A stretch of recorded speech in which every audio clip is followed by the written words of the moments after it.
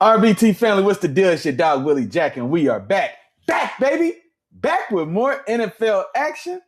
How's everybody doing? How you feeling? We are on the other side of the 2026 NFL draft. We came, we saw, we conquered. Shout out to all of y'all that tapped in with your dog, man, for that round one. Man, had a great time. It was, man, the first time I've been on camera with my dog, man, my partner Chop, man, and it felt great. So glad for man, I'm so glad all the feedback I got was positive as well, man, from all you guys that tapped in and tuned in with us and rocked out. So definitely appreciate that. But now that we're on the other side, man, it's time to talk about it, right? And so this is it, man. Now that the draft is over, we're gonna enter into this football dead cycle, man. So it's gonna be painful times. We got to squeeze any and all the viable football talk that we can before we get into like I said, man, this no man's land as far as NFL football is concerned. So without further ado, what better way to do all of that than, of course, let's talk about it, man. Let's break it down. Let's go back. Let's talk about some of the best, some of the worst picks, my favorites, your favorites, you name it. And so, I just want to kind of get into all of that and give some of my thoughts. And also, man, of course, as always, I want to see what y'all thinking as well.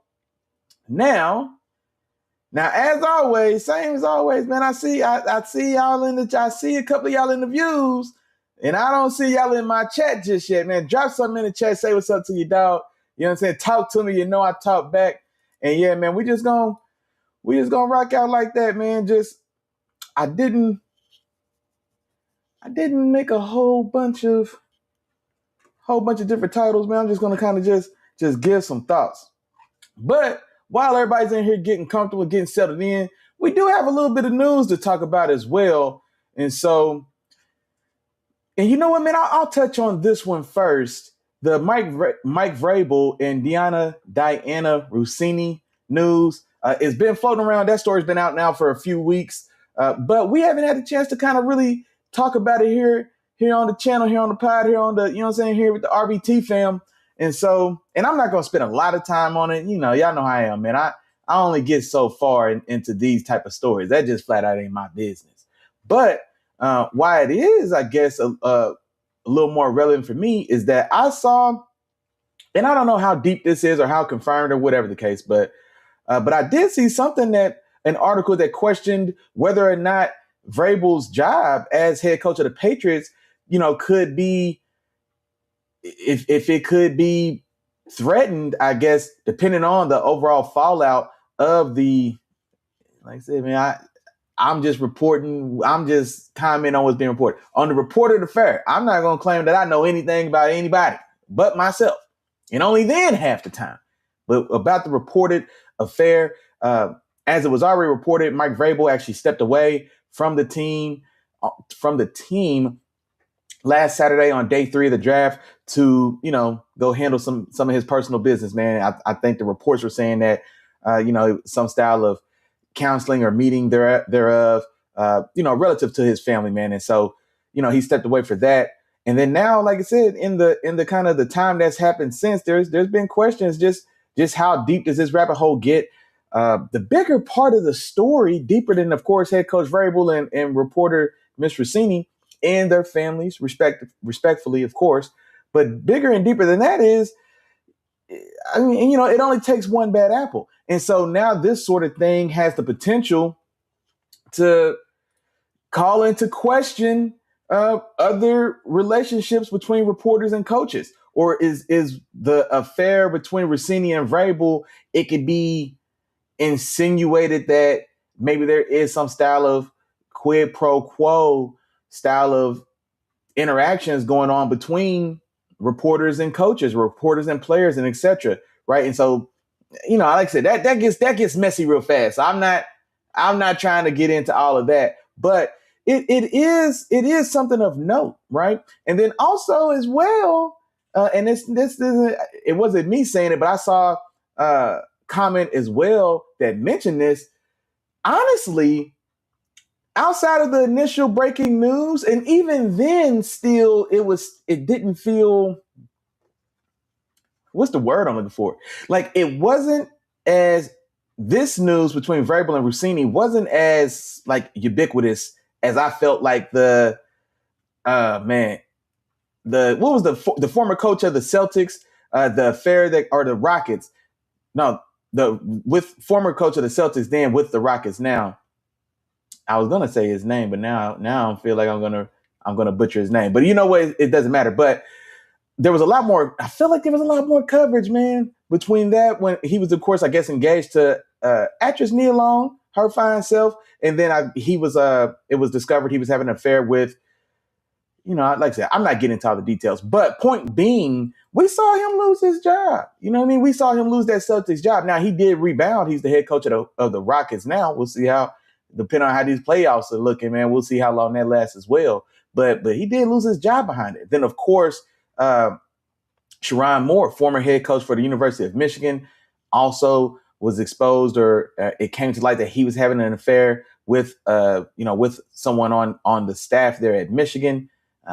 End up resulting in him losing his job as well. Also, criminal action was taken. Now he ended up being cleared or exonerated of, the charges that were laid before him. But the affair in and of itself was the triggering effect that also caused him to lose his job as well. And so to that point, I think that's what probably led to some of the insinuations or rumblings about whether or not head coach Mike Vrabel's job, may also be in question, just depending on the outcome of whatever else, if anything, is yet to come to light, regarding that situation. All right, I'm stepping away from that. Like I said, that's not really, that's not really my thing. You know what I mean? That's not my business. You know what I mean? That's not my business. I don't want to have to talk about that no more if I don't have to. But did want to make note, because it is definitely, it's a big deal. And I think the ramification is deeper than the affair itself. Right. And so that's one thing. But, there's corporate relationships at play here. There's potential power dynamics in play here. Right. There's a lot of underlying issues that this sort of thing could lend itself to. Right. And so I think that, of course, is definitely, why it's, bigger than the impact on the two families themselves, like the greater overarching, potential exposure or threat to the league as a whole, especially in relation to specific to the relationship between reporters and other ancillary staff in general. Right. And so it's not limited to just reporters and coaches, players and reporters, players and training staff, just, any which way we can mix and match it. And so, that's definitely something that should be, that probably does warrant some style of consideration. Now that we're done with that, hello, I see a couple of y'all that got in here, man. Sis in the building said, what's going on? Hey, it is a little quiet, ain't it? Yeah, it is a little quiet, ain't it? I see them in the views. They too shy to get in the chat, though, but that's all right. We'll wake them on up. It's all good. Don't worry about it at all. Don't worry about it at all. But let me see. We've had a little news here. And you know what? I want to talk about this next as well. So, of course, I think most of us are aware of the awkward post round one draft press conference with head coach Sean McVay of the Los Angeles Rams and Les Snead, GM of the Rams as well, specifically regarding the round one selection of Alabama quarterback Ty Simpson with the 13th overall pick. Now, there has been additional commentary that has came out regarding McVay's reaction, and I'm going to get into that as well. But on the surface, right there in the moment, McVay was pissed. There's no other way around it. And I know some things have came out since then that I'm going to mention, but right there, raw and in the moment, I don't know if I'm buying any story that's coming out speaking to the otherwise or speaking to the counter about any style of potential elaborate smoke screens that might have been in play there. I'm not buying none of that. You can sell it. I'm not buying. Okay. I'm not buying. That man's face told me any and everything that we needed to know about the selection of Ty Simpson in round 1 of 13. I'm not here to say that Sean McVay, and I don't want to pretend like I know one way or the other, but I'm not here to say that Sean McVay was or wasn't a fan of Ty Simpson, but body language, his face, because we've seen Sean McVay fired up, excited. I remember the look on his face when they drafted Braden Fisk in the second round, right? And so we've seen enough of Sean McVay for long enough that this is a guy that his energy stays on 10. And he's one of these guys that comes off as just overtly positive, almost in the mind of a Pete Carroll, right? It just, nothing's going to stop my sunshine. Nothing's going to stop my smile. You know what I mean? That's the type of attitude and the way he attacks coaching. And it's one of the things that a lot of folks appreciate and admire about Sean McVay. So when we get Sean McVay, Captain Enthusiasm, right? When we get Sean McVay, the leader of this new school of young coaches, this young crop of coaches, Sean McVay has what? Sean McVay's coaching tree is it 5, 6, 7 deep now? And I'm talking head coaches. Mind you, I think Sean McVay is my age. At most my age, right? And so his body language, demeanor, and then even the way he spoke and addressed the media when it was his turn to speak regarding the selection of Ty Simpson, I don't take that as a guy who was aware or on board with the selection at the time it was made. Now, whether or not there could have been some maneuvering, or maybe they talked about picking up Ty Simpson at a later point in time, but I don't know, man. I'm not buying the story that's came out since. Now, speaking to that point, the stories that have came out since, it's since been reported that this may have all been some style of elaborate smokescreen by McVay and the Rams, and Ty Simpson, I guess, being a good sport and playing along with it, because, of course, the Rams are in negotiations with some style of extension with reigning MVP quarterback Matt Stafford on a deal that's probably going to be expected to carry him through the remainder of his career.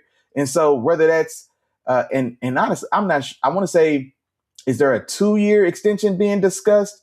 Two or 3, I think is what I may have seen. Now, whether he plays them all out, who knows? But essentially a deal that's going to carry him through, which should be the remainder of his career as he's approaching 40, right? Now, 40 may be the new 35 in the NFL, but still.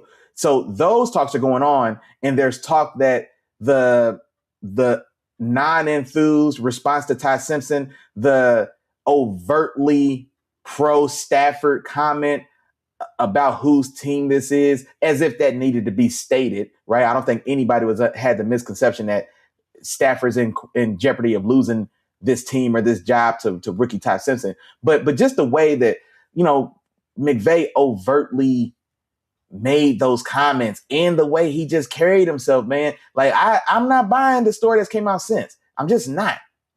Because for one, Matt Stafford's a big boy. He's 37, 38. He's the reigning MVP. They were 1 game away from the Super Bowl just last year. And so I don't imagine he's got anxiety over job security. Now, if anything, he may be pissed off because if I'm the reigning MVP, I've got an aging 34-year-old Devontae Adams who, he's showing his age now. He's showing his warts, still viable, right? He can still get you a bucket for sure. He can still get you a bucket, but his days of dropping 40 are probably over. You know what I mean? Like, he's not that guy that can show up and duke it out with whomever's on the other side and drop a 40 ball. Like, no, that's not him no more. Now he's that old school savvy veteran. You know what I mean? He's got to get to the elbow and knock down them quality mid-range. He's going to get to the line and go 9 for 10 at the line, 6 for 8 from the field. You see what I'm saying? He's going to get 22. He's going to get 22 points that way. You know what I'm saying? So it's a new day. And then, of course, also all the news going on and all the stuff that's going on with Puka Nacua, right? Checking himself into rehab, fooling around with Aiden Ross and that whole whatever stuff they had going on. You know what I mean? Like, so there's a lot of stuff going on, man. This was a team that, quiet as kept, they needed to add a real weapon here, because Puka Nacua, whose time, the longer he's in LA, the more tumultuous it feels like his stay there is getting. And then you got Devontae Adams, who has been no secret as well. He's a trade block guy. So, they of course appreciate having him, but it's no secret that for the right price, they'll get him up out of there because, his age dictates so. And then what's behind them? What's behind wilding out Puka and older Devontae Adams? What's the boy's name? Josh Whittington or what? Like, what's back there?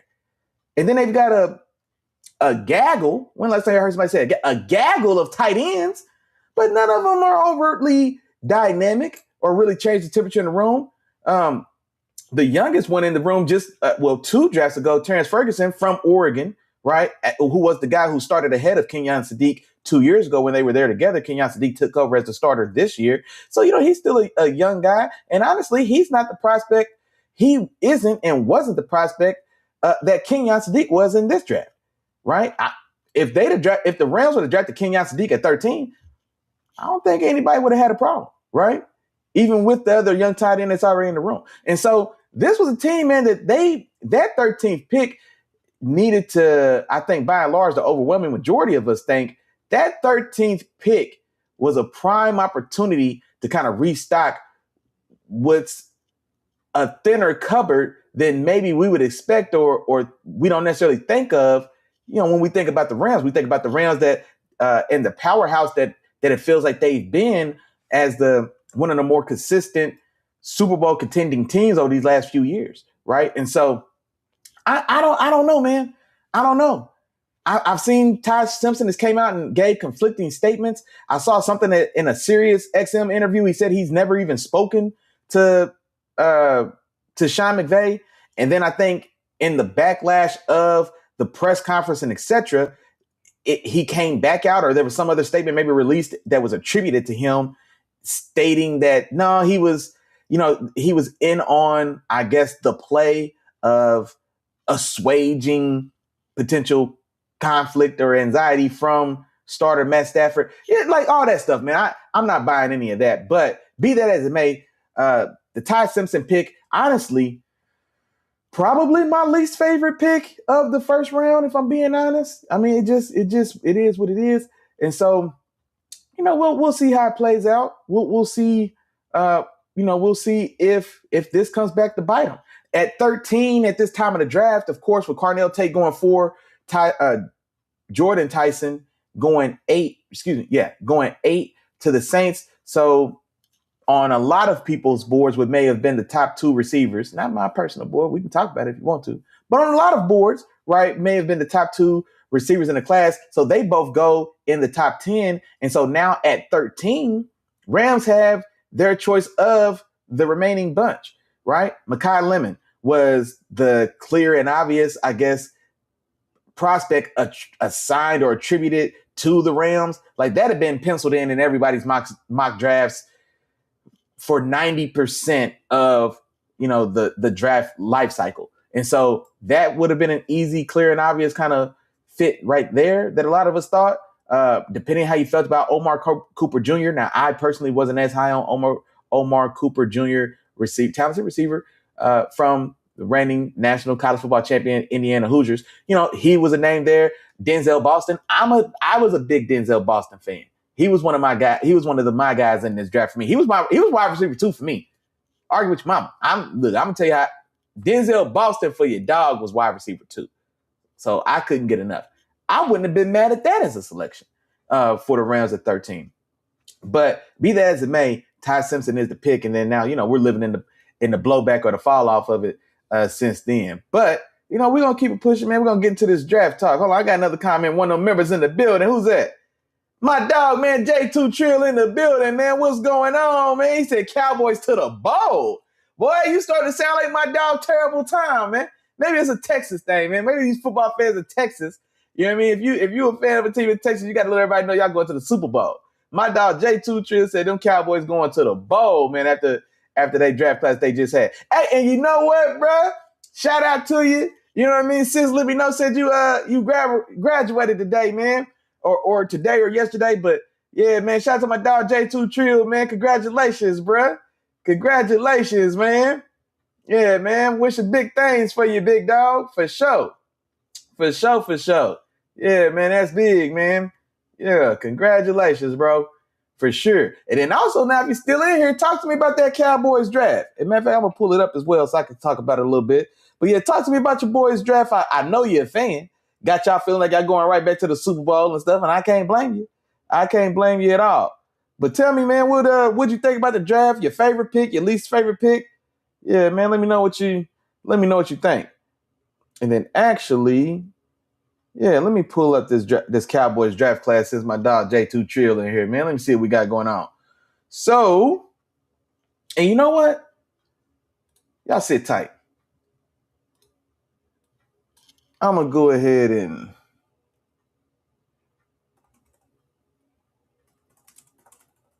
No. I ain't got time for all that. I was going to go ahead and put it on the board, but now we just talk about it. J2 Trill know what's going on. So, I was a fan of, hold on, let me put everybody on the board. I was a fan of y'all's draft now. I don't get it confused. Now y'all played me now too. We're gonna talk about it. Matter of fact, y'all definitely played me. For sure. We're gonna get to it. But I was a fan of y'all draft as well. More so at the top. I definitely was a fan of the way you guys maneuvered in the first round. Caleb Downs falling to you guys. Falling down outside of the top 10, which honestly, I wasn't surprised by. Like, I had mocked him falling to you guys at 12 as well. Just safeties just don't get drafted high, man. It's just not often, if ever. I mean, we rarely see safeties go in the top 10, let alone the top 5. There was talk that the Giants may have been interested in Caleb Downs as well, even as early as pick 5. But it's very rare that, if ever, I don't know how many guys, especially, let's say in the last 30 years. I know I'm not going back, too far. Let's say in these last 30 years. I don't know how many top 5 I don't know how many top 10 safety we've seen, man. I think Jamal Adams and Sean Taylor. I believe Sean Taylor was drafted top 10 by the now the Washington Commanders when he was coming out of Miami. I believe they may have been the last two true safeties to be drafted inside the top 10. And then, of course, guys like Caleb Downs, guys like Derwin James, guys like Minkah Fitzpatrick, guys like Earl Thomas, right? We see all these guys get drafted somewhere closer to 15 on, right? Ed Reed was picked 24 when he was coming out. Now, of course, he was talented coming out of Baltimore, but yeah, relatively average size, and honestly, relatively average or not exceptional athleticism. But like I said, that's why it's bigger than just the raw testing numbers, obviously, right? But yeah, we see talented safeties continually fall lower than probably what consensus rankings may view them as, regardless of talent. Now, in this draft class particularly, I would have thought that there was a greater chance that a guy like Caleb Downs could have went top 10, maybe even top 5, depending, because this just overall was considered a weaker class. But even in a weaker class, right, a guy like Caleb Downs falls outside of the top 10, and then meanwhile, a raw but athletically gifted stack linebacker like a Sonny Styles, he goes top 10. Played on the same team with Caleb Downs. And there was no question who was the best player on that defense, arguably on that team wasn't Sonny Styles. For my money, Sonny Styles wasn't the best linebacker on his team. The guy that stood next to him was a better linebacker. But that guy goes top 10, and a guy like Caleb Downs falls to 11. I think, honestly, there's probably a chance he'd probably been there at 12. But shout out to the Cowboys, shout out to Jerry. I think, man, you know what did happen? J2 Trill, dog. I think that whole Micah Parsons situation really woke Jerry up, man. Jerry was probably on his way out, man. He was probably, just easing out. He was going to ride into the sunset, man. And then that whole fiasco went down with Micah Parsons, and Jerry to snap back. Jerry back in his 90s bag. Jerry wheeling and dealing. Jerry seen the blowback that he got in the media from the failed Micah Parsons negotiation, and then it was viewed as time will tell, but it was viewed that he lost, man. Him and Micah played a game of chicken, and it looked like Jerry lost. And so Jerry can't have that, man. Jerry been on his 1-2 since that point, right? Rebounding, redeeming himself, or recouping some of that lost public cachet. The moves that he did make to go acquire a guy like Quinnen Williams from the Jets, who's a stud. I was a big Quinnen Williams fan. And then also even in the trade, getting a guy like Kenny Clark, the rebuilding that they've done to that roster through this draft, right? So not being lazy or not being, not taking for granted the opportunity that was in front of them, making the move to trade up one spot with Miami, go from 12 to 11 to make sure you get the guy that you needed in this draft in Caleb Downs. I love it, right? And then also the second round pick, y'all played me.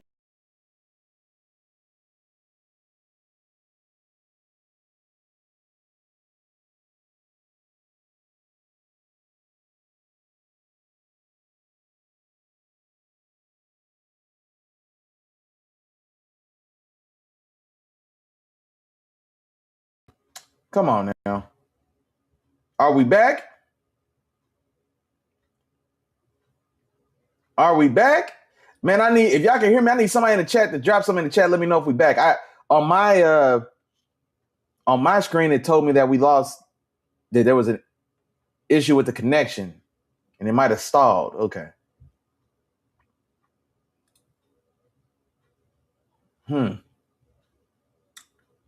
Oh man. I'm gonna keep going, assuming that we still live. It says that we back. Okay, here we go. Okay, shout out to my dog, Pretty Tony the Painter in the building, man. Appreciate you. Yeah, man. I don't know what happened. Okay, but no, I was giving Jerry his kudos, man. So I definitely, I definitely appreciate. Hold on, the class that they had. Hold on, I just had it up. Look here. Let me pull that class back up. But no, so the pick for the pick for Caleb Downs, swapping picks with Miami at 11 to go from 12 to 11 to make sure that what happened to my Steelers at 21, to make sure it didn't happen to them at the 12th pick. So they go ahead and they give a day 3 pick. I want to say they gave a 5th rounder to Miami just to swap spots to get to 11, ensure no one jumps ahead of them in line. And they go get the player that I truly think they wanted all along in Caleb Downs. And so I love it. And then with the 20th pick, while I'm on the phone with Makai Lemon, right, wide receiver, USC, right, we making plans. We talk about travel arrangements. Makai Lemon's on the phone with my GM, like, hey, man, Philly keep calling me, man. Somebody from Philly keep calling me, dog. You know what I mean? He got to hang out with us, and Philly then came in and snuck us, man. Dallas sold they pick from under my Steelers to an in-division rival, Eagles. That's the only thing I don't like about it, J2 Trill. And this where you got to help me out at. I can understand making the trade because the guy that you guys were going to get, Malachi Lawrence, also, I had mocked him to y'all at 20. You know what I mean? Like, I definitely thought it was a possibility that you guys get him at 20. And it looks like you guys probably, no, you know what? I'm curious to know if you guys would have stayed at 20 and not had the opportunity to trade back like you did with Philadelphia. If you're there at 20, would y'all have taken Akeem Messidor?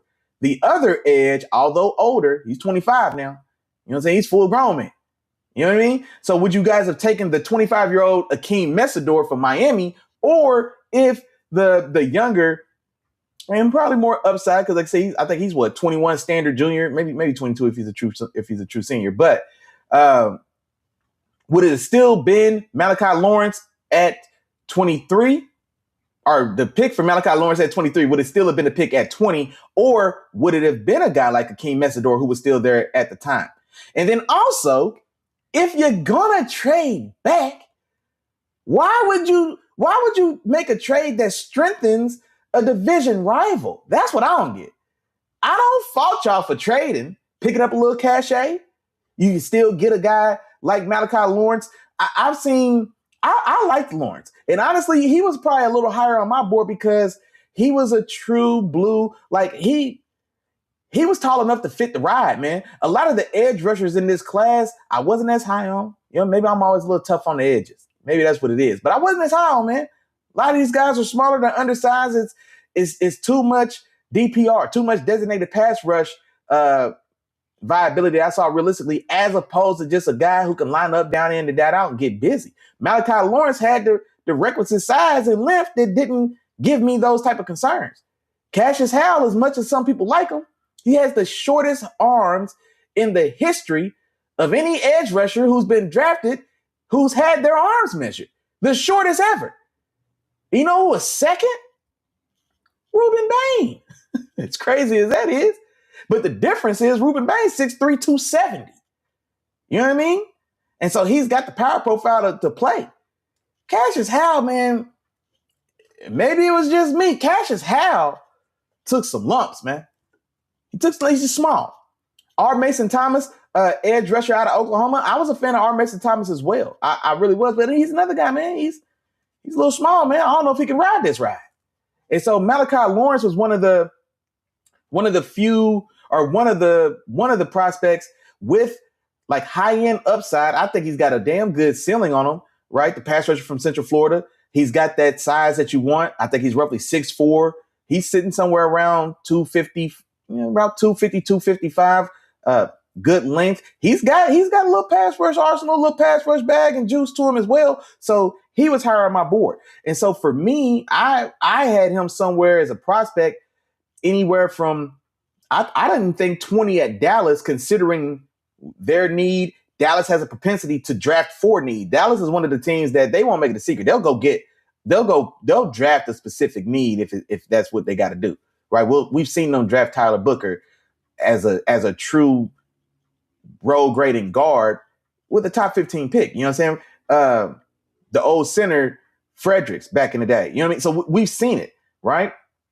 So it wouldn't have been out the question for them at 20, but more realistically, I think he was a guy for me that was in that 25 to 45 range. So getting him at 23 is value for me. Even if you'd have took him at 5, yeah, maybe it's a slight premium, especially if Messidor is still on the board, but I don't think it's outlandish at all. And so I'm curious if Lawrence was always the intended target, and knowing that, you guys were ready and willing to move down because there wasn't a big threat of maybe somebody else kind of reaching for him, or if you moved it back a couple spaces thinking that maybe you were going to still be able to get Messidor, who ended up going one pick ahead of you at 22 to the Chargers. That's what that's the conversation I want to have. That's what I was curious about. And then the rest of that class was pretty solid. Jay Sean Barnum, I'm going to just say it in the context of his usage. He's a poor man's Arvell Reese. He's not the prospect that Arvell Reese is. I'm not trying to get there. But I say that in that he was a stacked linebacker who also spent time as an edge rusher, right? And he's a damn good athlete as well. And so, he's a Junior Whopper Arvell Reese. I like that pick because Arvell Reese was a guy that I think would have been a perfect fit for you all, right? You have a huge hole at middle linebacker. And then also you're still looking for a young talent to pair on the edge with Donovan Ezeraku, who you drafted, just 2 years ago.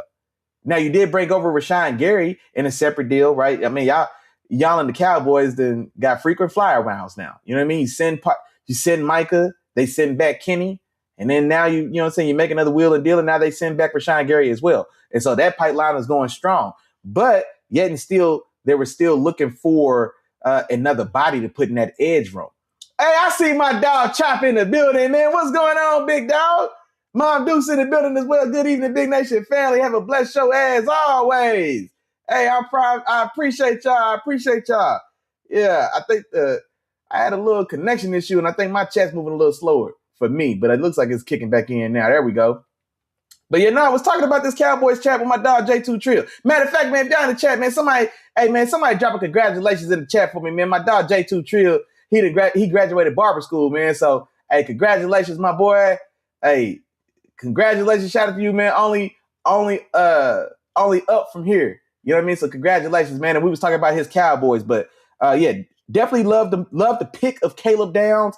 I like the move to move one spot, right? Secure the pick. Don't get played like my Steelers did. And then also, the move for Malachi Lawrence, or the trade back with Philly for Malachi Lawrence. The only complaint I have outside of sniping my Steelers is that you do so, you make that move and strengthens your biggest rival.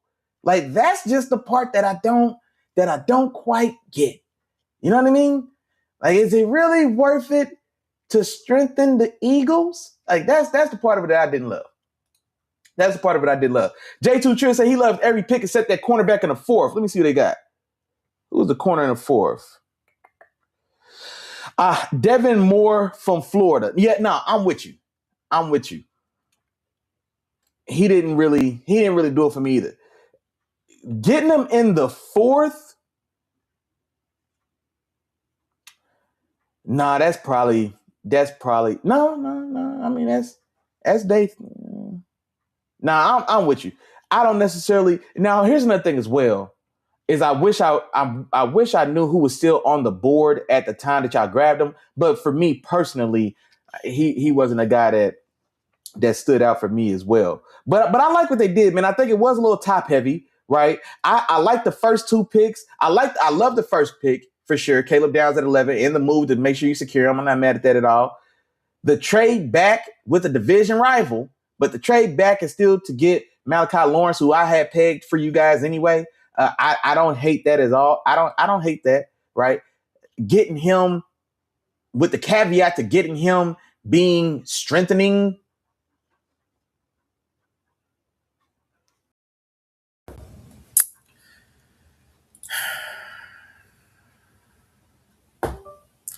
You know what, man? Camera died. Goodness gracious. All right. Hold on, man. Y'all gonna have to give me a second. Bear with me. Give me a second. Bear with me. My goodness. You know what? It is what it is, man. If y'all ain't learned by now, one thing we will do is adjust. To move on. So I didn't hate the move from Malachi Lawrence. I wasn't necessarily a fan of the trade because it did strengthen the division rival. And I like the shot y'all took on Jay Sean Barnum, the combo linebacker edge kind of prospect out of Michigan. I like the pick for him in the third round, bottom of the third round, pick 92. I don't hate that at all. So I really like the first round. I like the movement, and I don't hate that third round. The rest of the picks, like I said, I wasn't a huge fan of Devin Moore in the fourth round, the corner from Florida. LT Overton, they got him listed as edge, but he's going to be a defensive lineman in that 3-4. He's going to be a guy that probably plays 4-eye, 5-tech for you as well. I don't hate that. You get him in the fourth round, strong body guy that's going to find a way to fit in on that new 3-4 front that you guys have. So I wasn't mad at you guys' draft at all.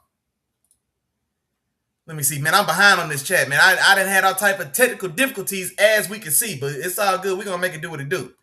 My dog, Pretty Tony said he's in a dynasty league. We only draft rookies in August.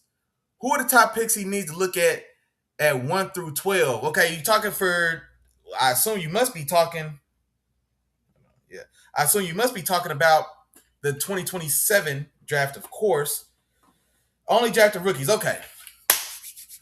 Since my dog Miles want to try to put me on the spot, all right, I'll give you a few names. If you're talking quarterbacks, then of course we've got Arch Manning. But deeper and outside of Arch Manning, Dante Moore, of course, the quarterback from Oregon, who honestly, if he came out and stayed in the process, I'm not convinced that he couldn't have been the number one pick in this draft. There was a lot of talk, especially before he ended up making it official that he was returning to Oregon. But there was conversation about whether or not him or Mendoza would vet out as the number one prospect in this year's draft. So Dante Moore and Arch Manning, of course, and then CJ Carr would be the top three quarterbacks at this point. You know what I'm saying? At this point, running back, only guy that comes to mind right now off the top is going to be Ahmad Hardy.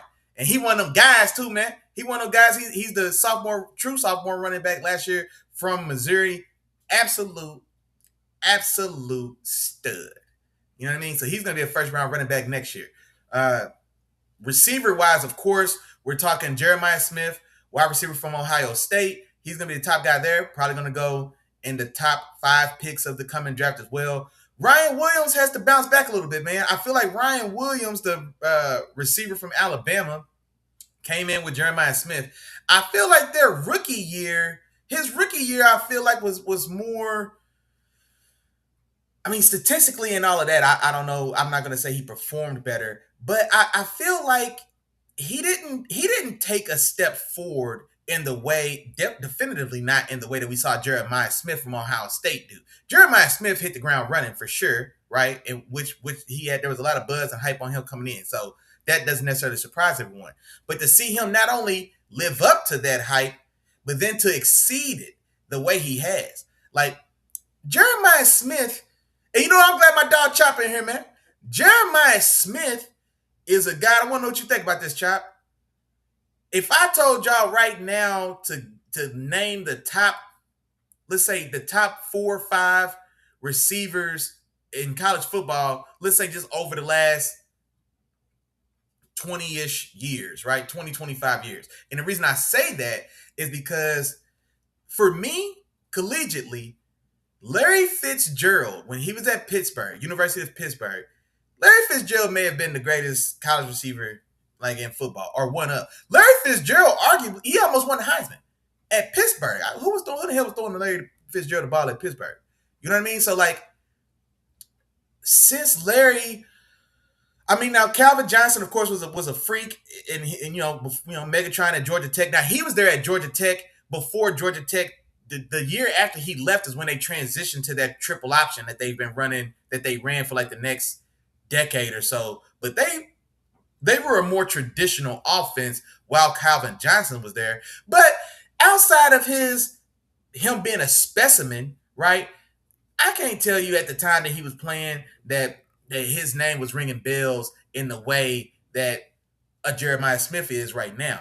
Julio Jones at Alabama, he's another guy as well, man. He's a big highway speed guy. That's the direct comparison that a lot of people make for Jeremiah Smith, calling him the second coming or another iteration of Julio Jones, right? But I would say, I think he's probably going to surpass Julio. Now, also, Julio was in, some of those earlier Alabama days as well, right? Where it was more rugged run game, for sure. But even still, at the time when Julio Jones was rocking and rolling in Alabama, my dog Chop would tell you, AJ Green was the top receiver in that class for me personally. I loved me some AJ Green, man. I love me some AJ Green. I can tell you right now, if it's not the greatest, I have to think about it. One of the top 3 catches I've ever seen in a college football game, AJ Green for University of Georgia, playing the University of Colorado, right? Pre-prime. I'm talking pre-prime.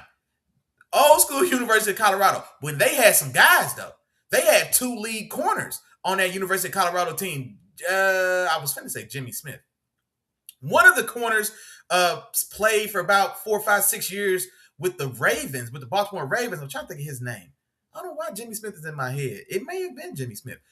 When I tell you, in the back of the right end zone, when A.J. Brown climbed the ladder, went up with one hand, and the corner, I want to say Jimmy Smith. If you know, say something. You know what I mean? Drop it in the chat and help me out. But he was a big boy. He's about 6'2". You know what I mean? He's a big, long, lean, fast corner. Probably 6'2", close to 200 pounds. He was a guy, right? I think he got drafted in the second round by the Ravens. He played for probably somewhere between 6 and 8 years. Injuries kind of got the better of him. The other corner on that team also got drafted. So it wasn't a scrub. And A.J. Brown went over top of that man in the back right end zone. Man, look, I don't know if I've seen 3, 4 better catches in a college football game in my life. That was A.J. Green at Georgia. So for me, A.J. Green was my guy, man. A.J. Green was my guy. So I think Jeremiah's going to probably trump him. Man, I remember Dez Bryant at Oklahoma State. I remember Michael Crabtree at Texas Tech. That's a name that we forget. We don't talk about as much. Crabtree was a problem at Texas Tech. You better ask somebody. You know what I mean? Like, I'm thinking like Jeremiah Smith on the trajectory that he's on with these first 2 years he's already put in the bank.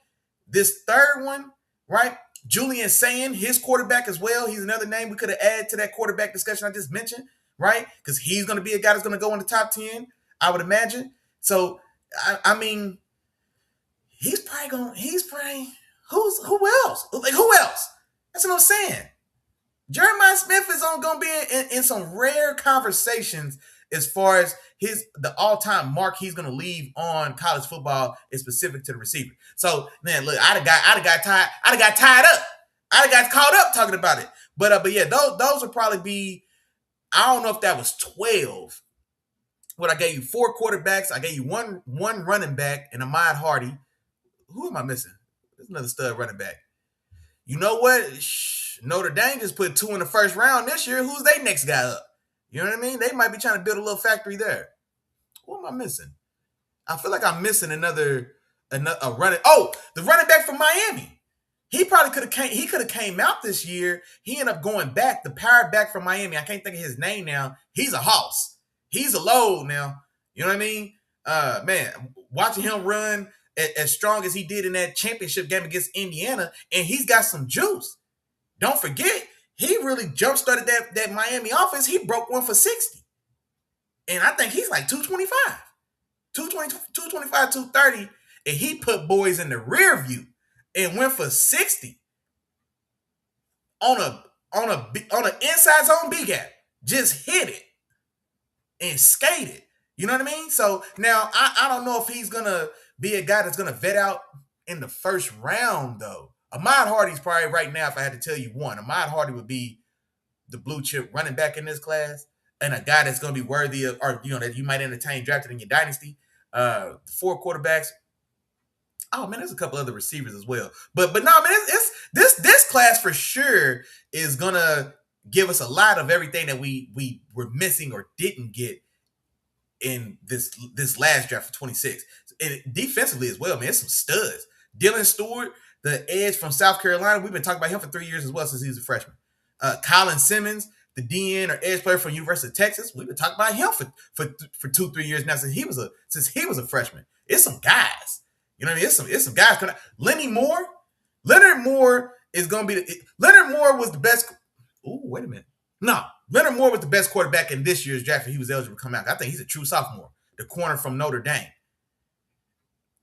He's a stud. Like this next coming class. Well, I know I'm getting defensive now. My fault. But this next year's class, man, is going to be. It's going to be one of those ones, or it's shaping up to be one of those ones for sure. For sure. Let me see. Oh, J2 Trill said he got Darren Woodson 2.0 and Caleb Downs. No, I can't go Woodson. Woody was big now. Woody was like 6'2", 220. Woody was a Sam linebacker, man.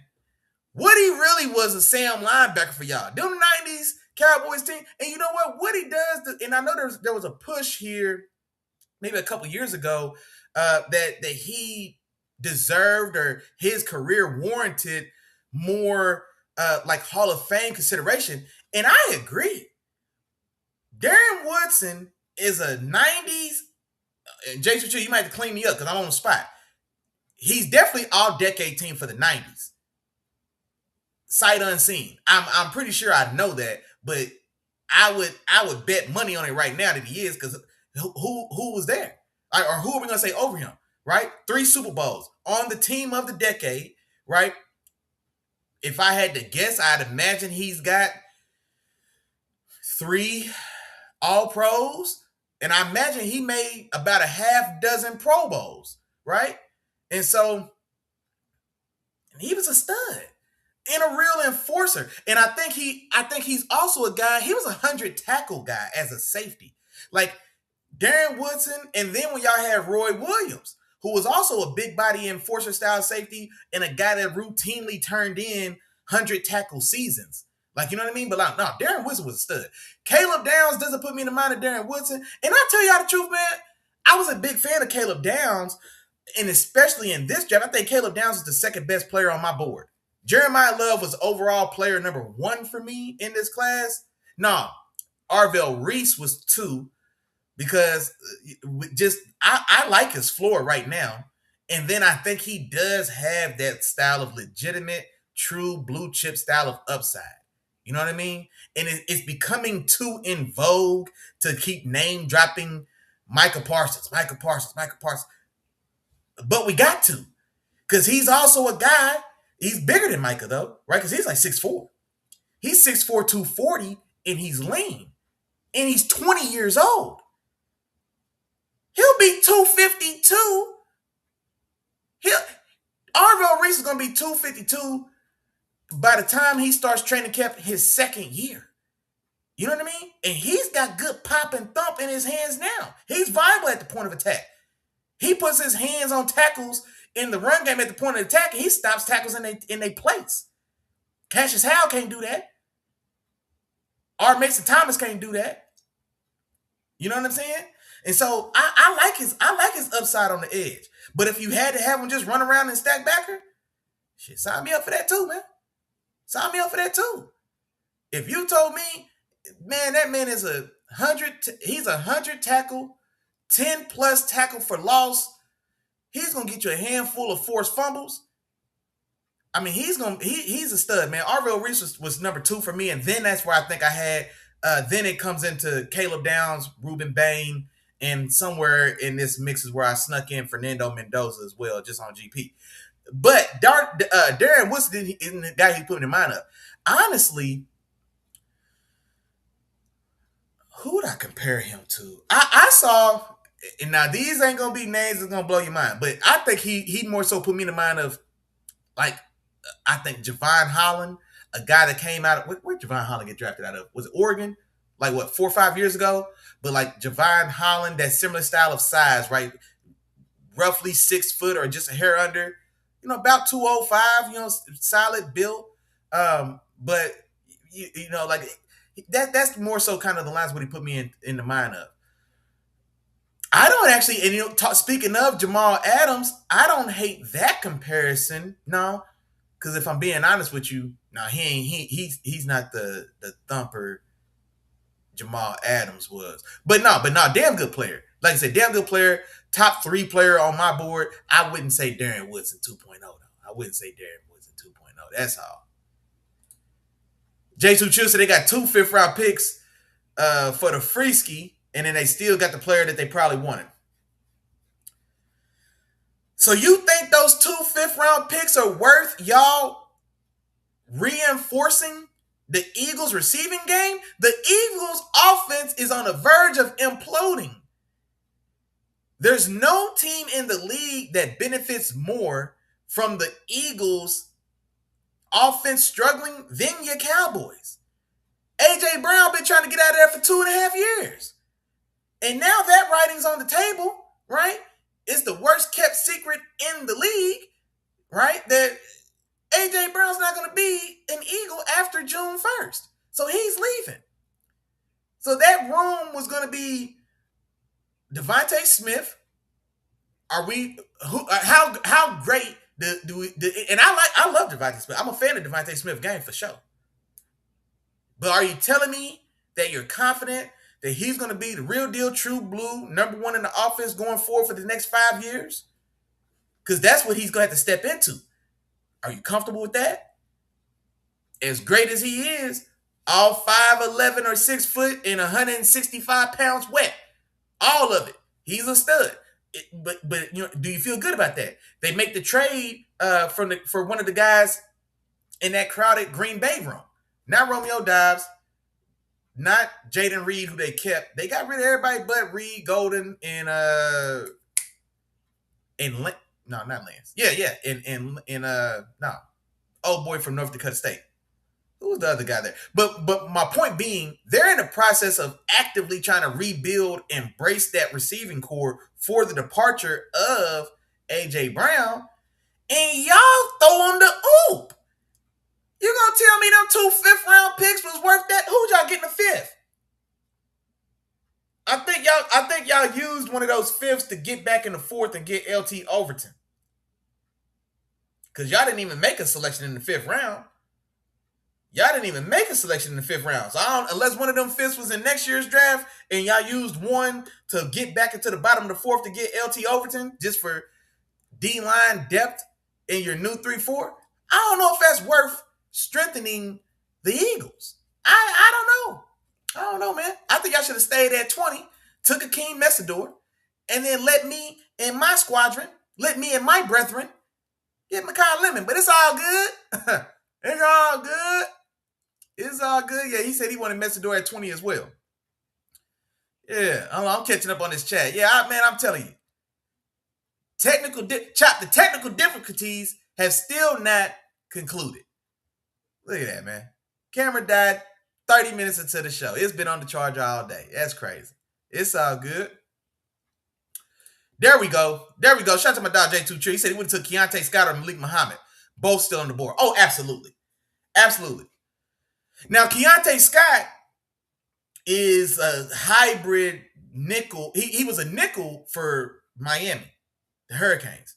And also, he's an older prospect. He's another one of these guys. He's a super duper senior. You know what I mean? He's a 24, 25-year-old rookie. Also, like Akeem Messador as well.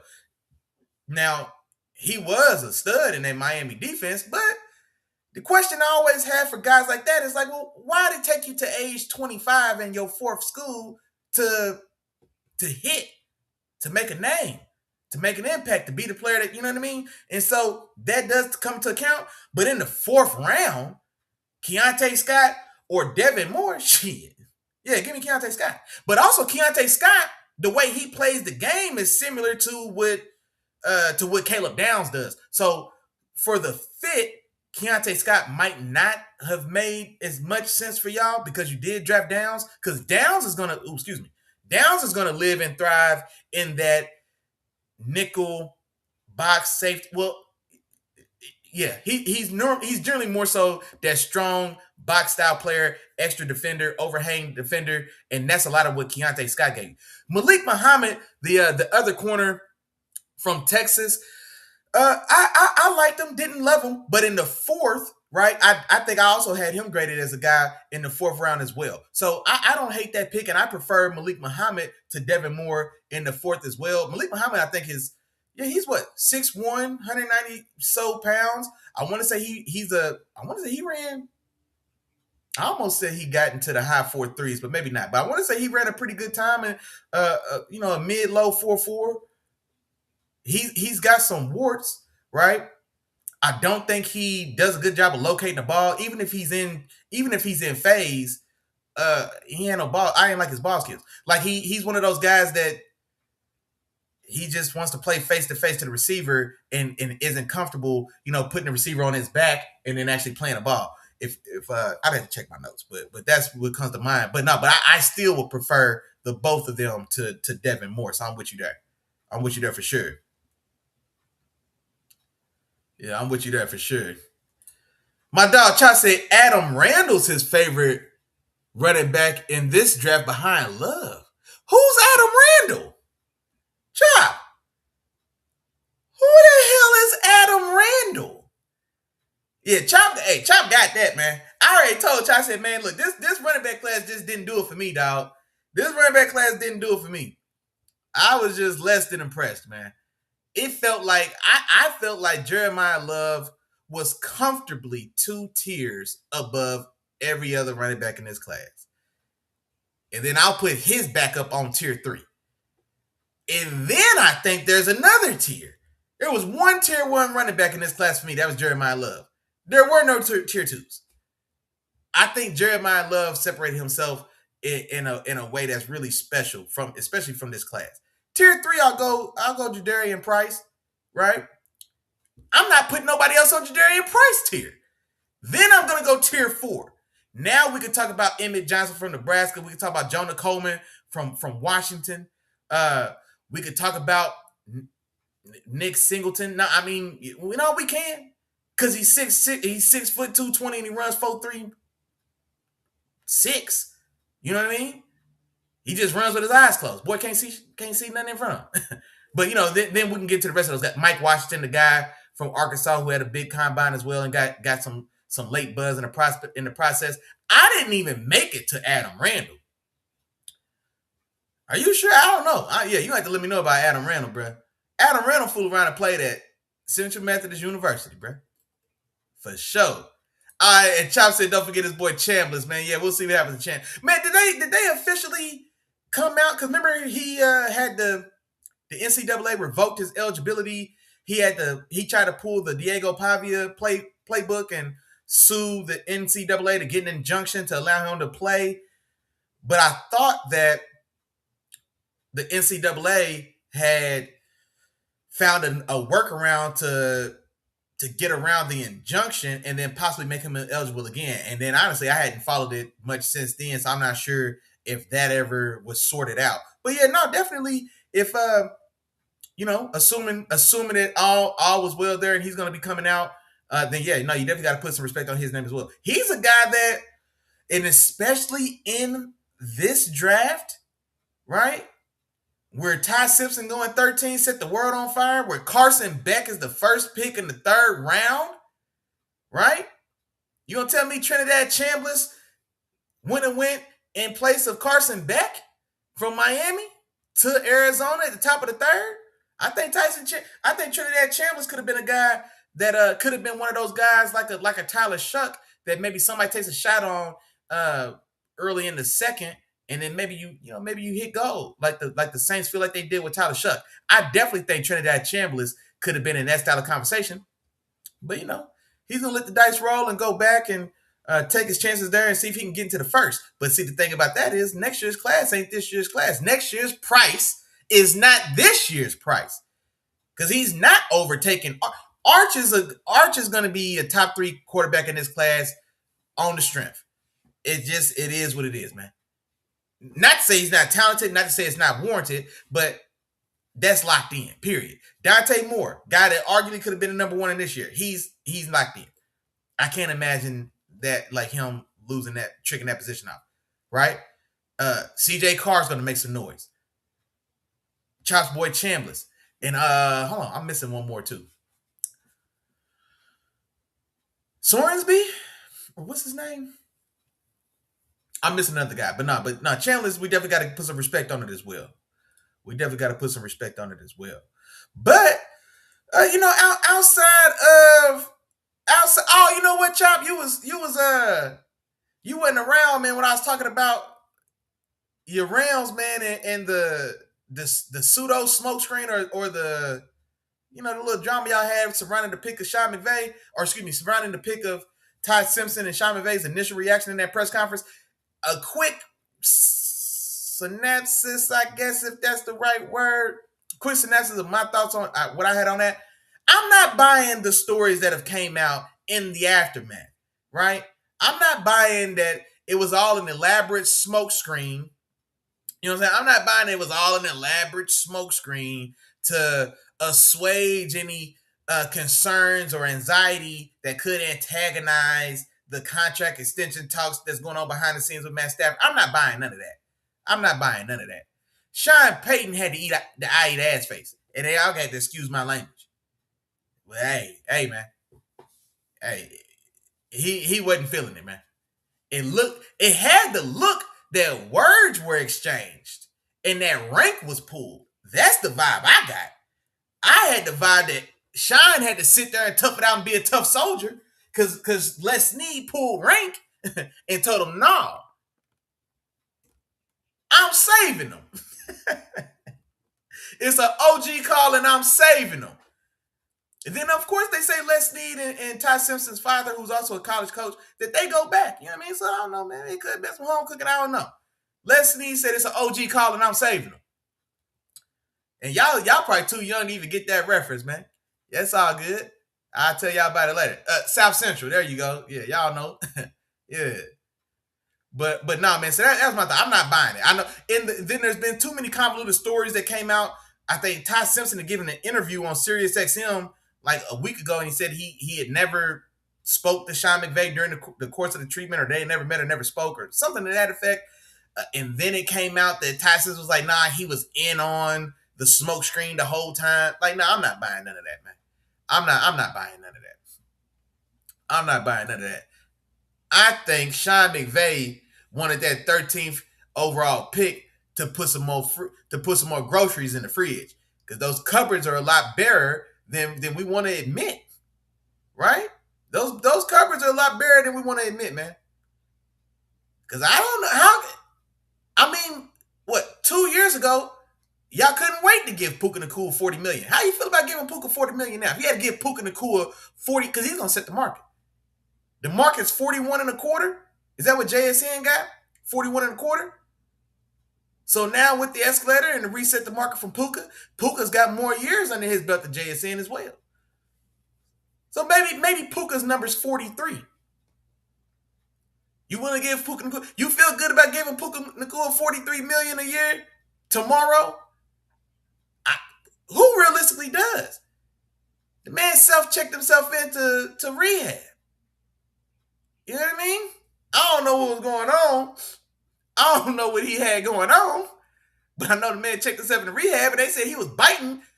Man, look, that ain't my business, man. I'm going to get out of that.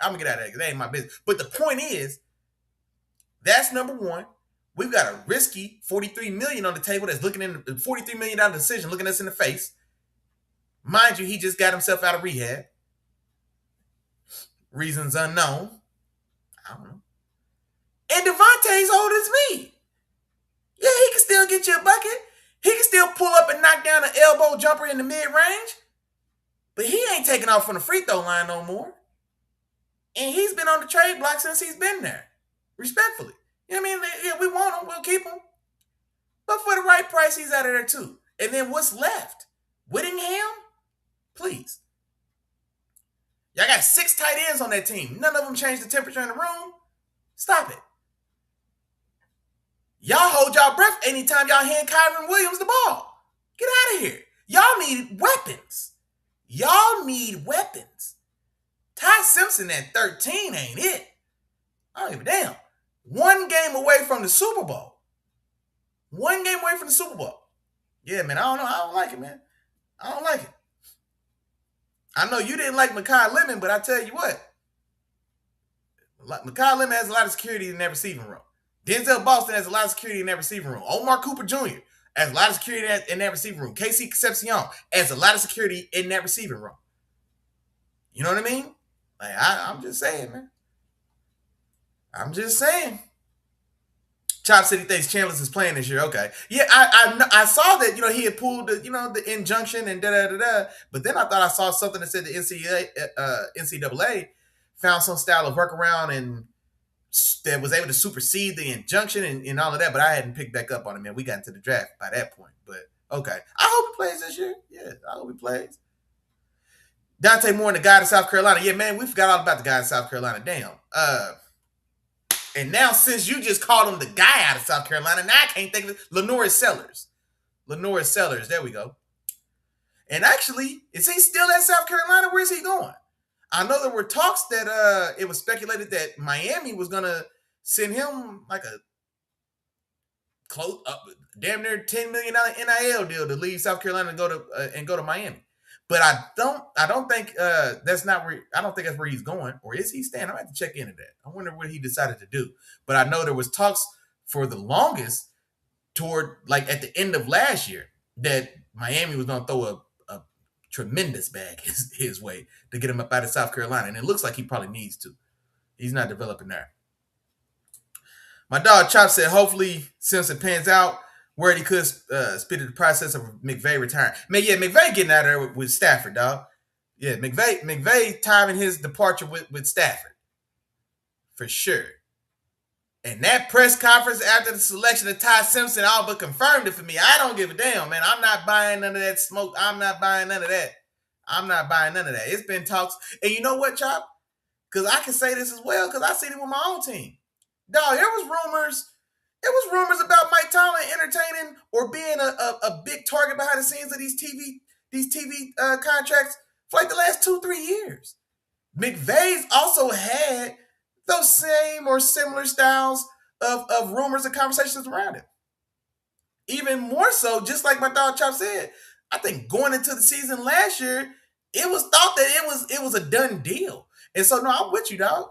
I'm with you. And I think McVay also being aware, like, he's stepping away.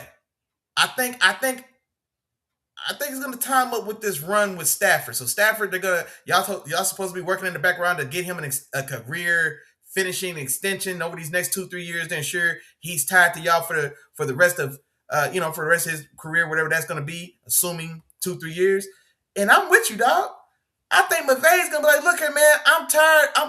I'm 36. And I feel 60. Because for the last 15 years, I've had 19-hour days. I've had 19-hour days every day for the last 15 years. You know what I'm saying? So yeah, hell yeah. You mean to tell me I can talk twice a week on TV for $30 million a year? You know what I'm saying? What's NBA? Mike Tomlin is going to be on Football Night in America now. They're changing that lineup. Tony Dungy not retained. Chris Sims, I just seen that he got pulled as well. There was some speculation that it could have been he was talking too much about Vrabel and Rossini, and he was maybe, getting a little deeper than the league getting the conversation a little deeper than maybe the league was comfortable with. But be that as it may, him and Dungy are out. Mike Tomlin's in. Man, how much I think they giving Mike Tomlin, man? Go sit on that in that studio for Sunday Night Football. I don't know if he's gonna be on TV more than once a week. Ain't no way in hell I imagine he's not getting 20. Ain't no way in hell. If you told me, I would imagine that number somewhere between 20 and 30. Sean McVay's gonna get that same bag. And so, man, yeah, man, I think I'm with you, dog. I think he's riding it out with Stafford, and that's why he couldn't hide his anger and disappointment at the selection of Ty Simpson. He's like, look here, man, I'm only gonna give you 2-3 more.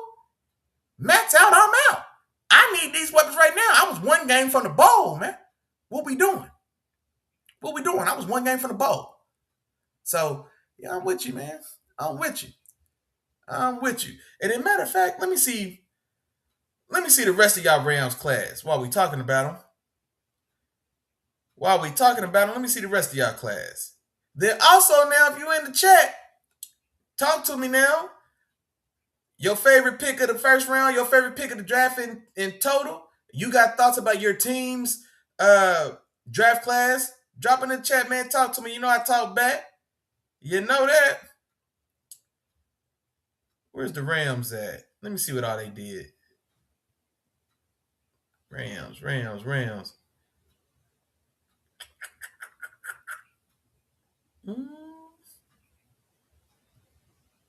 Come on now. Oh, here we go. Ty Simpson, round 1, pick 13. And I won't lie to you, man. I went back and graded every pick with putting a little thought behind it. I gave that a D+, dog. It was just a reach. Max Clare, tight end out of Ohio State, the bottom of the second round.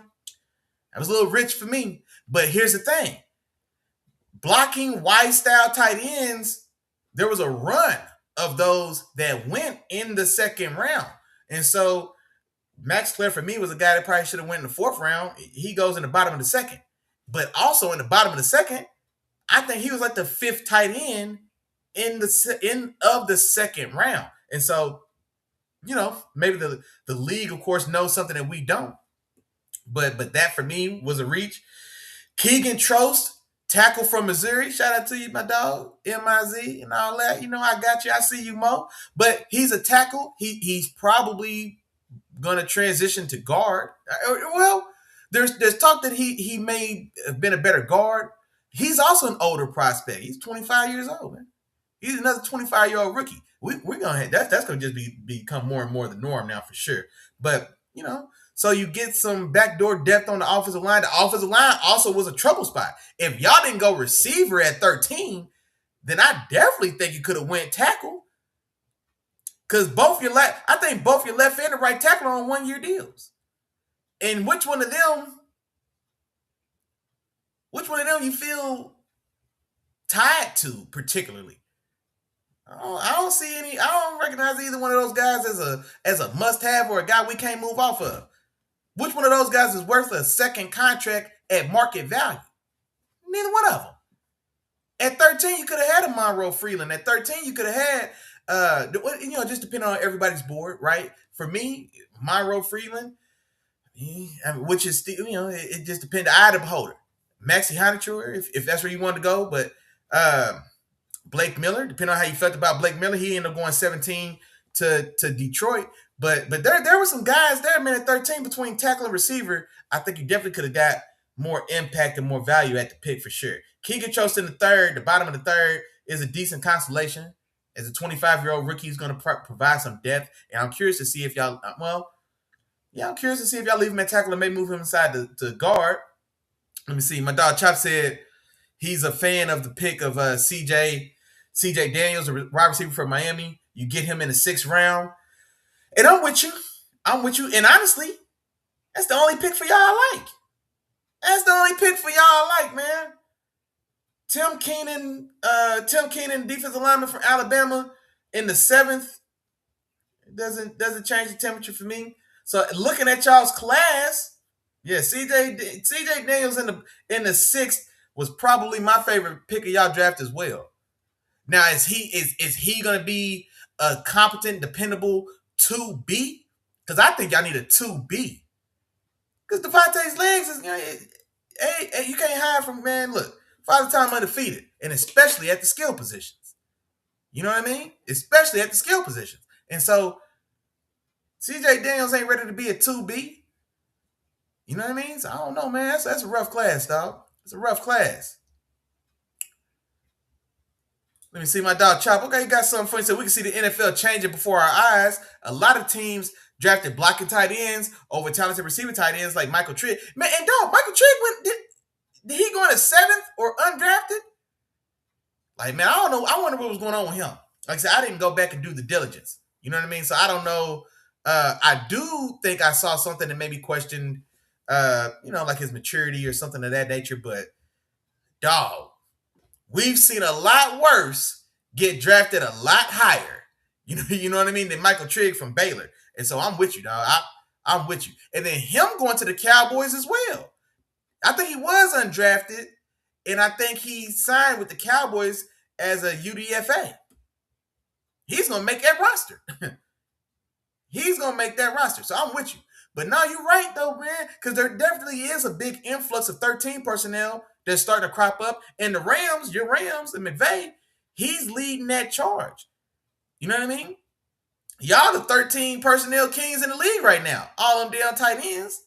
You know what I mean? So, yeah. Okay, that's how I say, yeah, undrafted and picked up by the Cowboys. You damn right. Say he's gonna make that 53. He's gonna get Ferguson up out of there. Because I feel like they've been waiting for, if my dog J2 Trill in here, he can let me know. I feel like Cowboys fans been waiting for Jake Ferguson to pop, and he just ain't. You know what I mean? He just ain't. You know what I mean? And so I think Michael Trigg's going to probably push him out that. Michael Trigg might push him out that door, man. For sure. But let me see what else we had. One thing I would say, talking about these classes, I was going to talk to y'all about my favorite class. Or a couple of my favorites. You know what I mean? I think the number one class, I think the number one class unquestionably, or at least for me. And I hate to have to, you know what I'm saying, even the sun shines on the dogs, you know what, every now and again.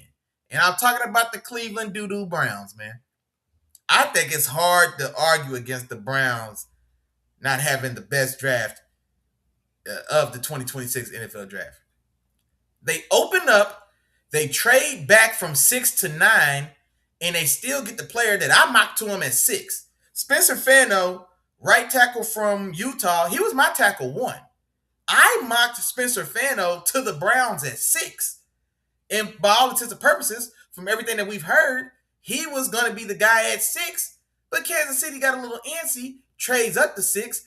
Rumors saying that the trade maybe wasn't even intended for Monsieur Delane. Hold on.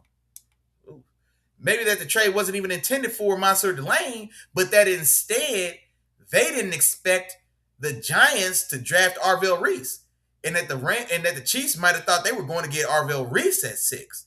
And then when the Giants ended up selecting Reese, they pivoted to Delane, who was probably the player they had targeted the whole time if they'd have stayed at 9. And he was probably the guy they were going to get if they'd just stayed put at 9 as well. And so, but they took a shot.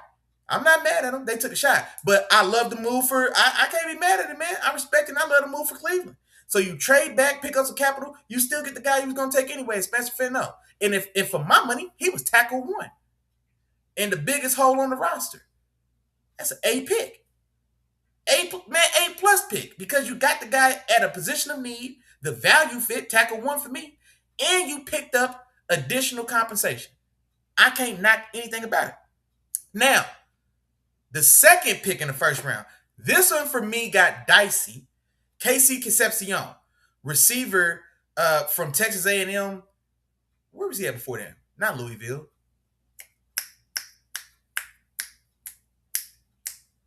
It don't matter. I was trying to remember where he played at before A&M. And it's escaping me right now. It's all good. You get him in the bottom of the first at pick 24, right? I didn't love that one. Now, the reason I didn't love it, and Casey Concepcion, man, he was one of the more polarizing guys for me. I think I end up having him at wide receiver 5 for me. I had him ahead of Omar Cooper Jr. I had him right ahead of Chris Bell, who I love, but Chris Bell's got the ACL, and he may not be ready for the start of the season. And so I had Casey Concepcion at 5. But I don't love him. I didn't necessarily love the pick for the Browns just based on what they got in that room already. Your leading receiver on the team, or your wide receiver 1, wide receiver number 1. He's just the only guy that's there to sit and see. Jerry Jeudy, he's a guy that's 5'11", $180, $190. You know what I mean? That's kind of shifty in the intermediate. Now, he's not the athlete that KC Concepcion is, right? He's not the twitched up kind of. He's not a twitchy juice guy like KC Concepcion is. And now even that is, there's even levels to that. But he doesn't have that. But it's that same kind of build and body. Isaiah Bond. I wasn't huge on Isaiah Bond coming out of Texas. 2 years ago? The guy who he was supposed to run fast and didn't run as fast as anybody thought he would. Matthew Golden from Texas ran the time that everybody expected Isaiah Bond to run, a low 4.3. Isaiah Bond ran a mid 4.4, like a 4.46. And it's crazy that we talk about that like that's slow, but it's just the times we live in. That's plenty fast, let me tell you. That's plenty damn fast. But it's not when a guy has a reputation for speed, Demon. There was talks that Isaiah Bond was going to run in the 4.2s. Man ran mid 4.4. But he's the other guy in that room. He's another guy. He's like 5'9", 5'10". He's a little slimmer, maybe closer to 180 pounds. And so you add to that room, it just didn't feel like a good compliment, right? And so I didn't necessarily love it. Well, then, you know what they do? They circle back at the top of the second round, and they get Denzel Boston. That's the guy I had for them at 24. And so the fact that they were able to get him at 39, shit, love it. Denzel Boston was my wide receiver too, personally. Jordan Tyson, Denzel Boston, 1-2 for me. So you get my wide receiver. You took my wide receiver. Let me tell you how that class went. You picked up capital and still took OT1 with the first pick. You draft wide receiver 5 on my board at pick 24. I don't hate that value. I think anywhere from 20 to 40 felt like a good range for KC Concepcion, because I think my Steelers at 21 could have entertained them. I don't necessarily think his size complements Philly, but I had Philly as another team as well, possibly pegged for Denzel Boston. But anyway, be that as it may, you get my tackle 1 and in a trade back, and still get my tackle 1, the guy you want to take at 6, you get him at 9. You get KC Concepcion, my wide receiver 5 at 24. I like the player. I didn't necessarily love the fit on its own. Well, then you circle back, you double up, and you get my wide receiver 2, Denzel Boston, at the top of the second. It's 8. Denzel Boston, for me, could have went 14 to Baltimore. You know what I mean? In my mind, because I think he complements. He's the complement that a team like that needs. He's the complement that a team like Cleveland needs. And so now you get both of them. They took 2 of my top 5 receivers in this class, and they did it inside of the top 40 picks. And then also in the second round, they swing back through and they get Emmanuel McNeil Warren. He was safety 3 for me. And there was talks, he had early round 1 buzz earlier in the process. And then with the rise of Dylan Thieneman from Oregon, and, he kind of supplanted EMW as safety 2. But there were still talks that McNeil Warren could have went in the bottom of the first. But if he didn't go in the bottom of the first, I damn sure thought he would win top and second. Like, I thought he was a top 40 player on my board all day long. You get him at 58. Like, dog, I don't need to hear nothing else. He was safety 3. So you got tackle 1, receiver 5, receiver 2, and safety 3. All 4 of those guys I had as top 40. And 3 of those guys, all of those guys I had at top 40. 3 of those guys are in the top 30, because I think I had Casey Concepcion somewhere around my 30th player on my overall big board. And then, like I said, man, Spencer Fanu and David Boston, those are top 20 players on my board. So I love this draft. And then that's just the heavy hitters up top. Austin Barber, the tackle from Florida, I don't hate him. I liked Markel Bell, the biggin, the big fella, 6'9", 6'8", 6'9", 340-ish. The left tackle from Miami, I liked him better than Barber, but I don't hate the pick of Barber though. The right tackle for Florida, I don't hate it. I don't hate it.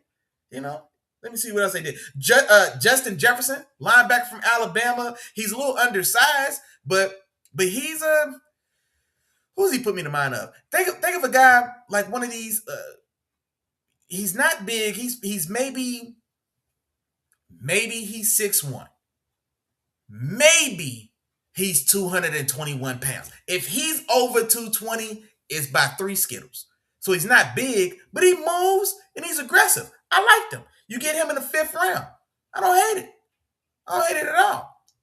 So I like that value. They get Taylor Green, the athletic specimen of a quarterback from Arkansas. You get him in the 6th. I like that. That's exactly where a guy like that's supposed to go. In the 6th round. What, 6'5", 230 pounds? 42, 43-inch vertical. He ran 4.4. His broad jump was down there 11 feet. Special athlete. Is he going to be one of these guys that we see, try to catch passes here in 2 years? I don't know, maybe. But if you're telling me, take a swing on a guy like that with that type of size and athleticism and arm strength in the 6th round, I'm on board. And so I loved it, man. I loved it. I love that draft. A+. I can't complain about it. I can't complain about it. You know what I mean? I don't think they had any misses. Like 4 for 4 right out the gate. I don't hate the pick of Barber in the 3rd. Now for me, I thought Barber was more so a 4th, 5th round guy. But you get him in the 3rd. Like I said, I don't hate it. We've seen worse reaches, especially in this draft. We've seen worse. So I don't hate that. I like Justin Jefferson. It's a 5th round guy who, he puts a little more weight on in the weight room, and if nothing else, he's going to be a demon on your special teams, and then maybe he can work himself into that young linebacker core. With Carson Schwarzenegger being the reigning defensive rookie of the year, Devin Bush comes over after revamping his career after falling kind of flat in Pittsburgh. We spent a top 10 pick on Devin Bush. You know what I mean? And so he had to go the long way, man, and rebuild himself. Now he signs as a free agent with the Browns, and then you go in and bring in a guy like Justin Jefferson to add some depth in that room. I'm telling you, Browns could have did a damn lot worse. They knocked that out the park. My dog Chop said his favorite was the Jets. And you know what? Let's talk about the Jets, because the Jets had a good draft as well. Now, the Jets draft for me I'm not going to say I loved it, but I did respect it. And I'll go here why. So right out the gate, pick number 2, David Bailey. I like David Bailey. And I had mocked David Bailey to the Jets as well, because that's where the tea leaves were pointing. Now, for me personally, Arvell Reese was the 2nd best prospect in the draft. And maybe Arvell Reese isn't the pass rusher that David Bailey is right now, but he does everything else better than David Bailey. Everything else. And he's learning how to pass rush. But everything else, size, strength at the point of attack, athleticism, run defense, versatility, right? Do I want to put him at the edge? I want to put him at stack. Blitzability, all of that, I'm going Reese. And Reese isn't overtly dynamic in pass coverage, so to say. But why do I want him going backwards? You know what I'm saying? Why do I want him going backwards anyway? I don't give a damn. Do the first thing first. This game is played from the front back. I don't want to worry about, I'm not going to worry about you covering if you can get the guy who throws the ball. So go get the guy who throws the ball. You know what I'm saying? Like, that's what I see. So for that reason, I think there was a better prospect on the board. So even though I do like the fit, because I do think in the context of what Aaron Glenn and the Jets are dealing with, Aaron Glenn, his hot seat clock started around week 6 last season. He was 6 games into his first season, and boy, his seat was red hot. So he ain't got time, you know what I'm saying? He needs to get up and go right now. And so I can understand why Bailey was the pick. Now, I don't hate the pick, but it doesn't mean that I can't still critique it based on the way I look at these picks. What'd I give that? I gave it a B. I gave the pick a B, but the reason I did so is because you passed up on a blue chip guy. This was a down draft. There's 4 blue chip players in this whole draft? Arvell Reese is one of those. And so that's why I had to knock it a little bit. But I don't hate it. Kenyon Sadiq at 16. It's another one. I love the prospect, right? And I think I talked about it maybe with my dog Chop. The discourse that was surrounding Kenyon Sadiq, they just tried to label him as small, athletic, tight end that can't block. Like, no. As soon as I turn on the field, I see him blocking. He's not George Kittle, but guess what? Neither is Travis Kelce. Neither is Trey McBride. Neither is Brock Bowers. Neither is Ty Warren. Neither is Colston Loveland. You dig what I'm saying? You don't have to be George Kittle. Be Kenyon Sadiq. Be 6'3", 240, run 4.4 nothing, jump 42 inches, vertical. And go get me 800 receiving yards a year, 9 touchdowns on only about 60 catches. Go do that. And so, I didn't hate it. Now, one thing about the pick, and I think me and my dog Chop, I think we talked about on draft night, they got Mason Taylor there. Now, Mason Taylor, he's an inline wide tight end. He's traditional, inline wide tight end. I liked Mason Taylor coming out of Miami 2 years ago. As a player with nice upside. He is the traditional, he's the guy you want locked in right there on the hip of the right tackle.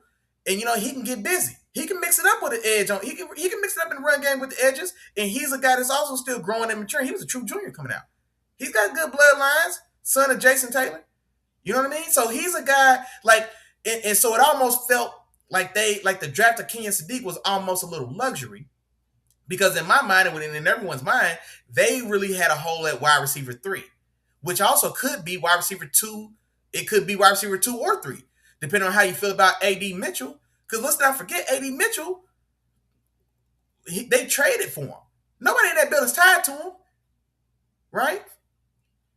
And then, we don't know how they feel about him in that building when he was coming out of Texas 2 years ago. I was a little up and down on A.D. Mitchell because I thought his tape was inconsistent. He got himself in the doghouse in Indianapolis, cost them a road win against the Rams in L.A. My dog Chop right, remember? Right? Got himself in the doghouse and never got out, and so they trade and bring him in there. He's not locked in as the 2. He may end up being the 3. So they had room for arguably a wide receiver 2. And instead, they draft a second tight end. Now, he's gonna take precedent over Mason Taylor, I would imagine. And then also this pick at the time, right? At the time, it was okay, well, maybe he's gonna be a true weapon. Maybe he is going to be Brock Bowers. He's your defecto. He's the defecto wide receiver 2, a la Brock Bowers. Although Brock Bowers is wide receiver defecto wide receiver 1. But what I'm saying is his usage.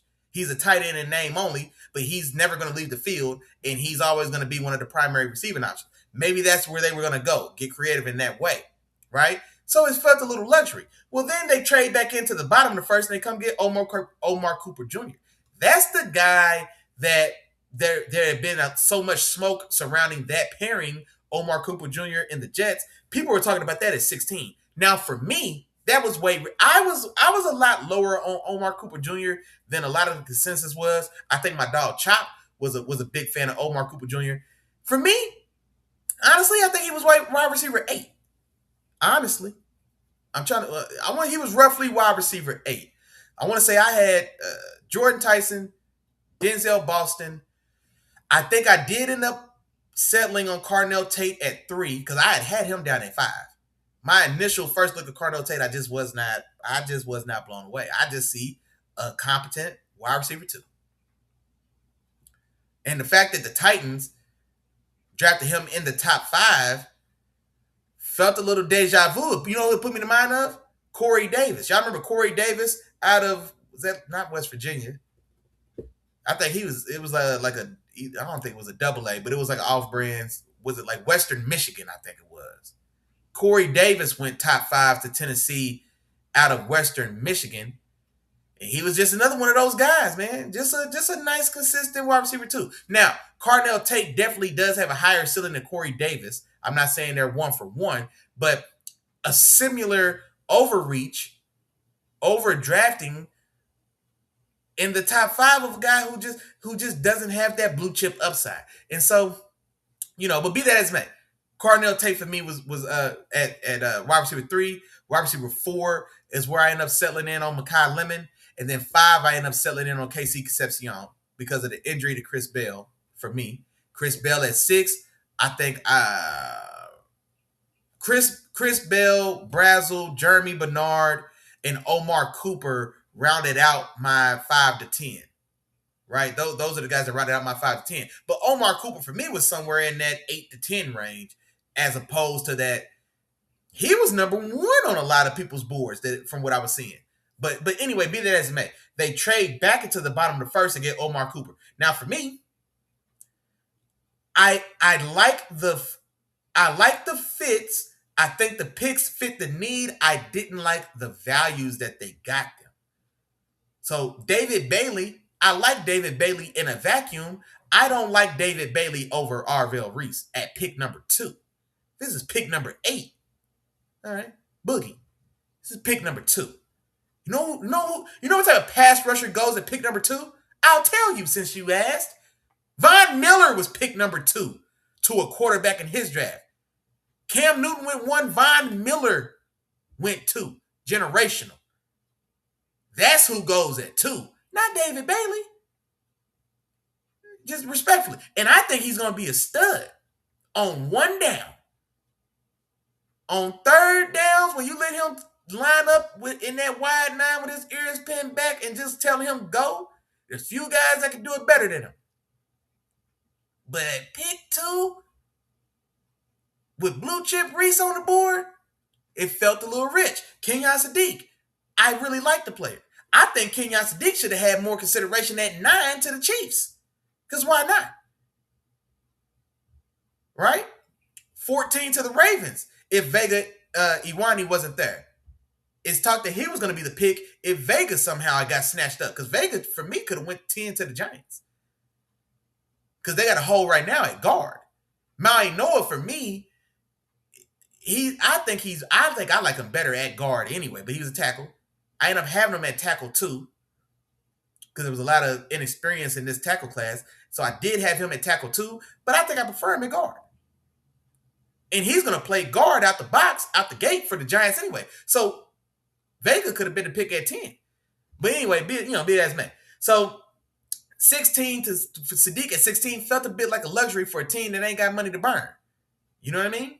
Then the trade back into the bottom of the first for Omar Cooper Jr., I can understand the fit.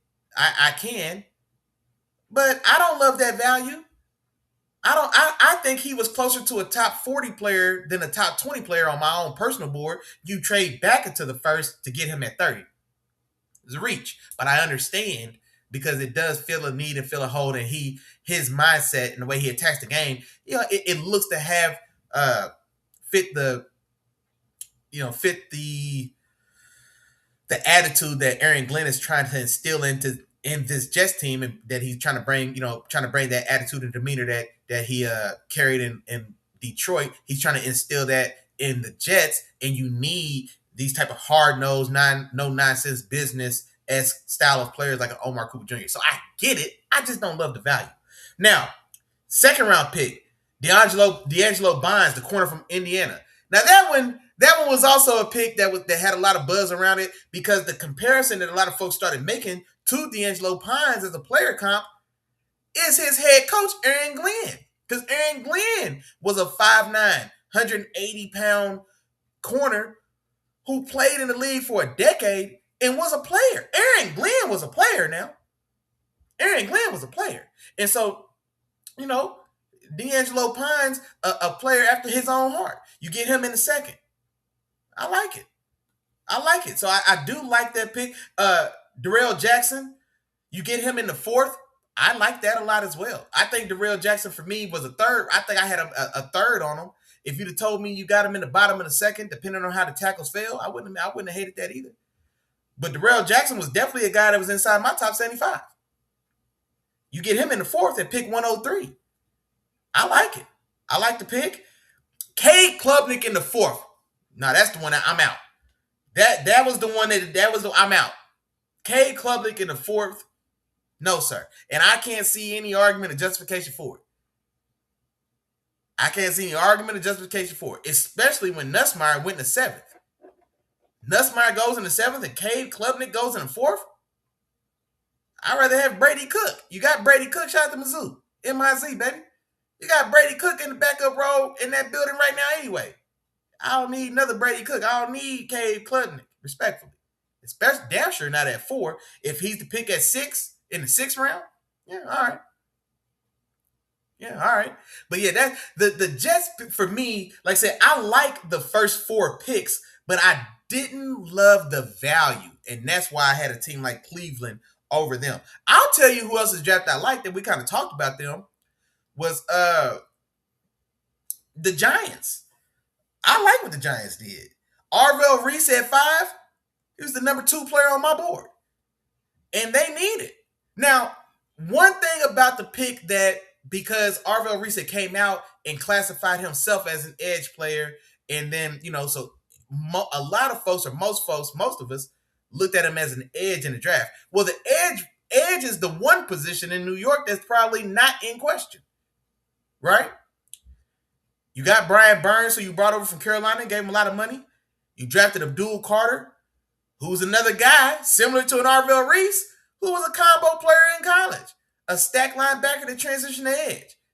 Now, he made the transition fully, which is a luxury that Arvell Reese didn't get. But you already got that type of guy on the edge, and then you still got Kayvon Thibodeau, who you drafted with a top 5 pick, 4 years ago, coming out of Oregon. Now, he hasn't popped like maybe you hoped that he would have, but he's still young and in the building, and you spent top 5 capital to go get him. So, looking at it in that light, yeah. Maybe we can have a conversation. But here's the thing about it. Inside linebacker was still a need area. They did bring over Tremaine Edmonds from the Bears in free agency to be your middle linebacker, but he's a guy, he's under 30, he's on his 3rd team. And so, and he was one of those guys as well, and I'll talk about Sonny Styles. My dog Chopper's a big Sonny Styles fan. I see the same style of build, 6'5", 240. Tremaine Edmonds ran 4.5 flat. He also jumped like 39, 40 inches. So maybe Sonny took another 10th off that 40 because he ran 4.46. Maybe put another inch or 2 on that vertical. Maybe instead of 39, it's 40, 41. But, I've seen those big size, height, or height, weight, speed specimens at linebacker. I remember Anthony Barr coming into the league. Long-time linebacker for the Vikings, partnered with Eric Kendricks in Minnesota. Another guy, 6'5", 250. You know what I mean? Now he was a good athlete, but I think he's probably closer to 4.55, 4.65. But still, that height, weight, speed, style of specimen. So we've seen these guys. That doesn't necessarily translate into premium linebacker. You know what I mean? Like it just doesn't. Linebacker's a temperament. Linebacker's a temperament, man. It really is. You got it or you don't. Arvell Reese, man, worries me a little bit because, you know what I'm saying, you big, you tall and fast, but I'm not so sure you ready to go in there and bump uglies with 330-pound behemoths.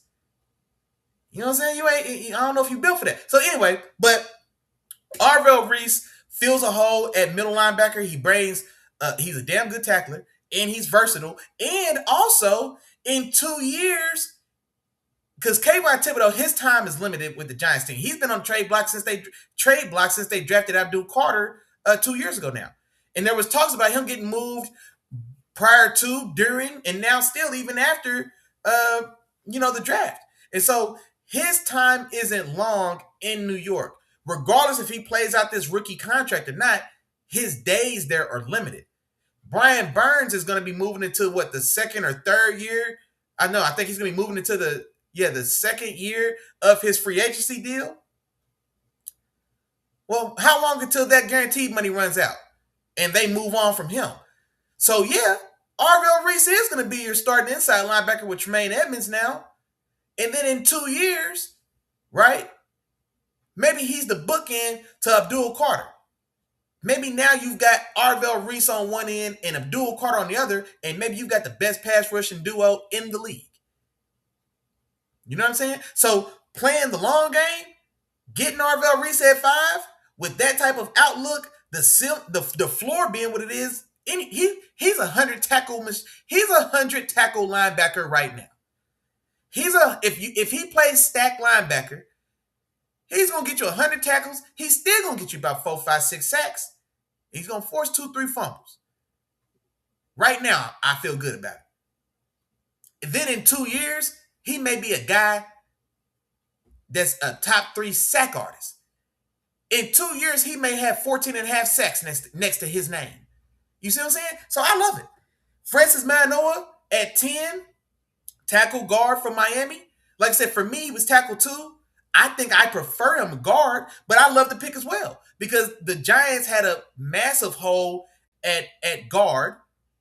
So Manoa is able to step in and start at guard for you right out the gate and be an improvement. Now, it's still a transition, but it's going to be an improvement for what they had. And then in 2 years, depending about how the line shapes out, maybe he bumps back out to right tackle because Illuminor, who they brought back to play right tackle now, I would imagine this is his last year, 2 at most. And so now 2 years down the road, you'll have some flexibility. Do we want to leave Manoa at guard? Did he find a home there and establish himself as a guy that needs to be where he's at?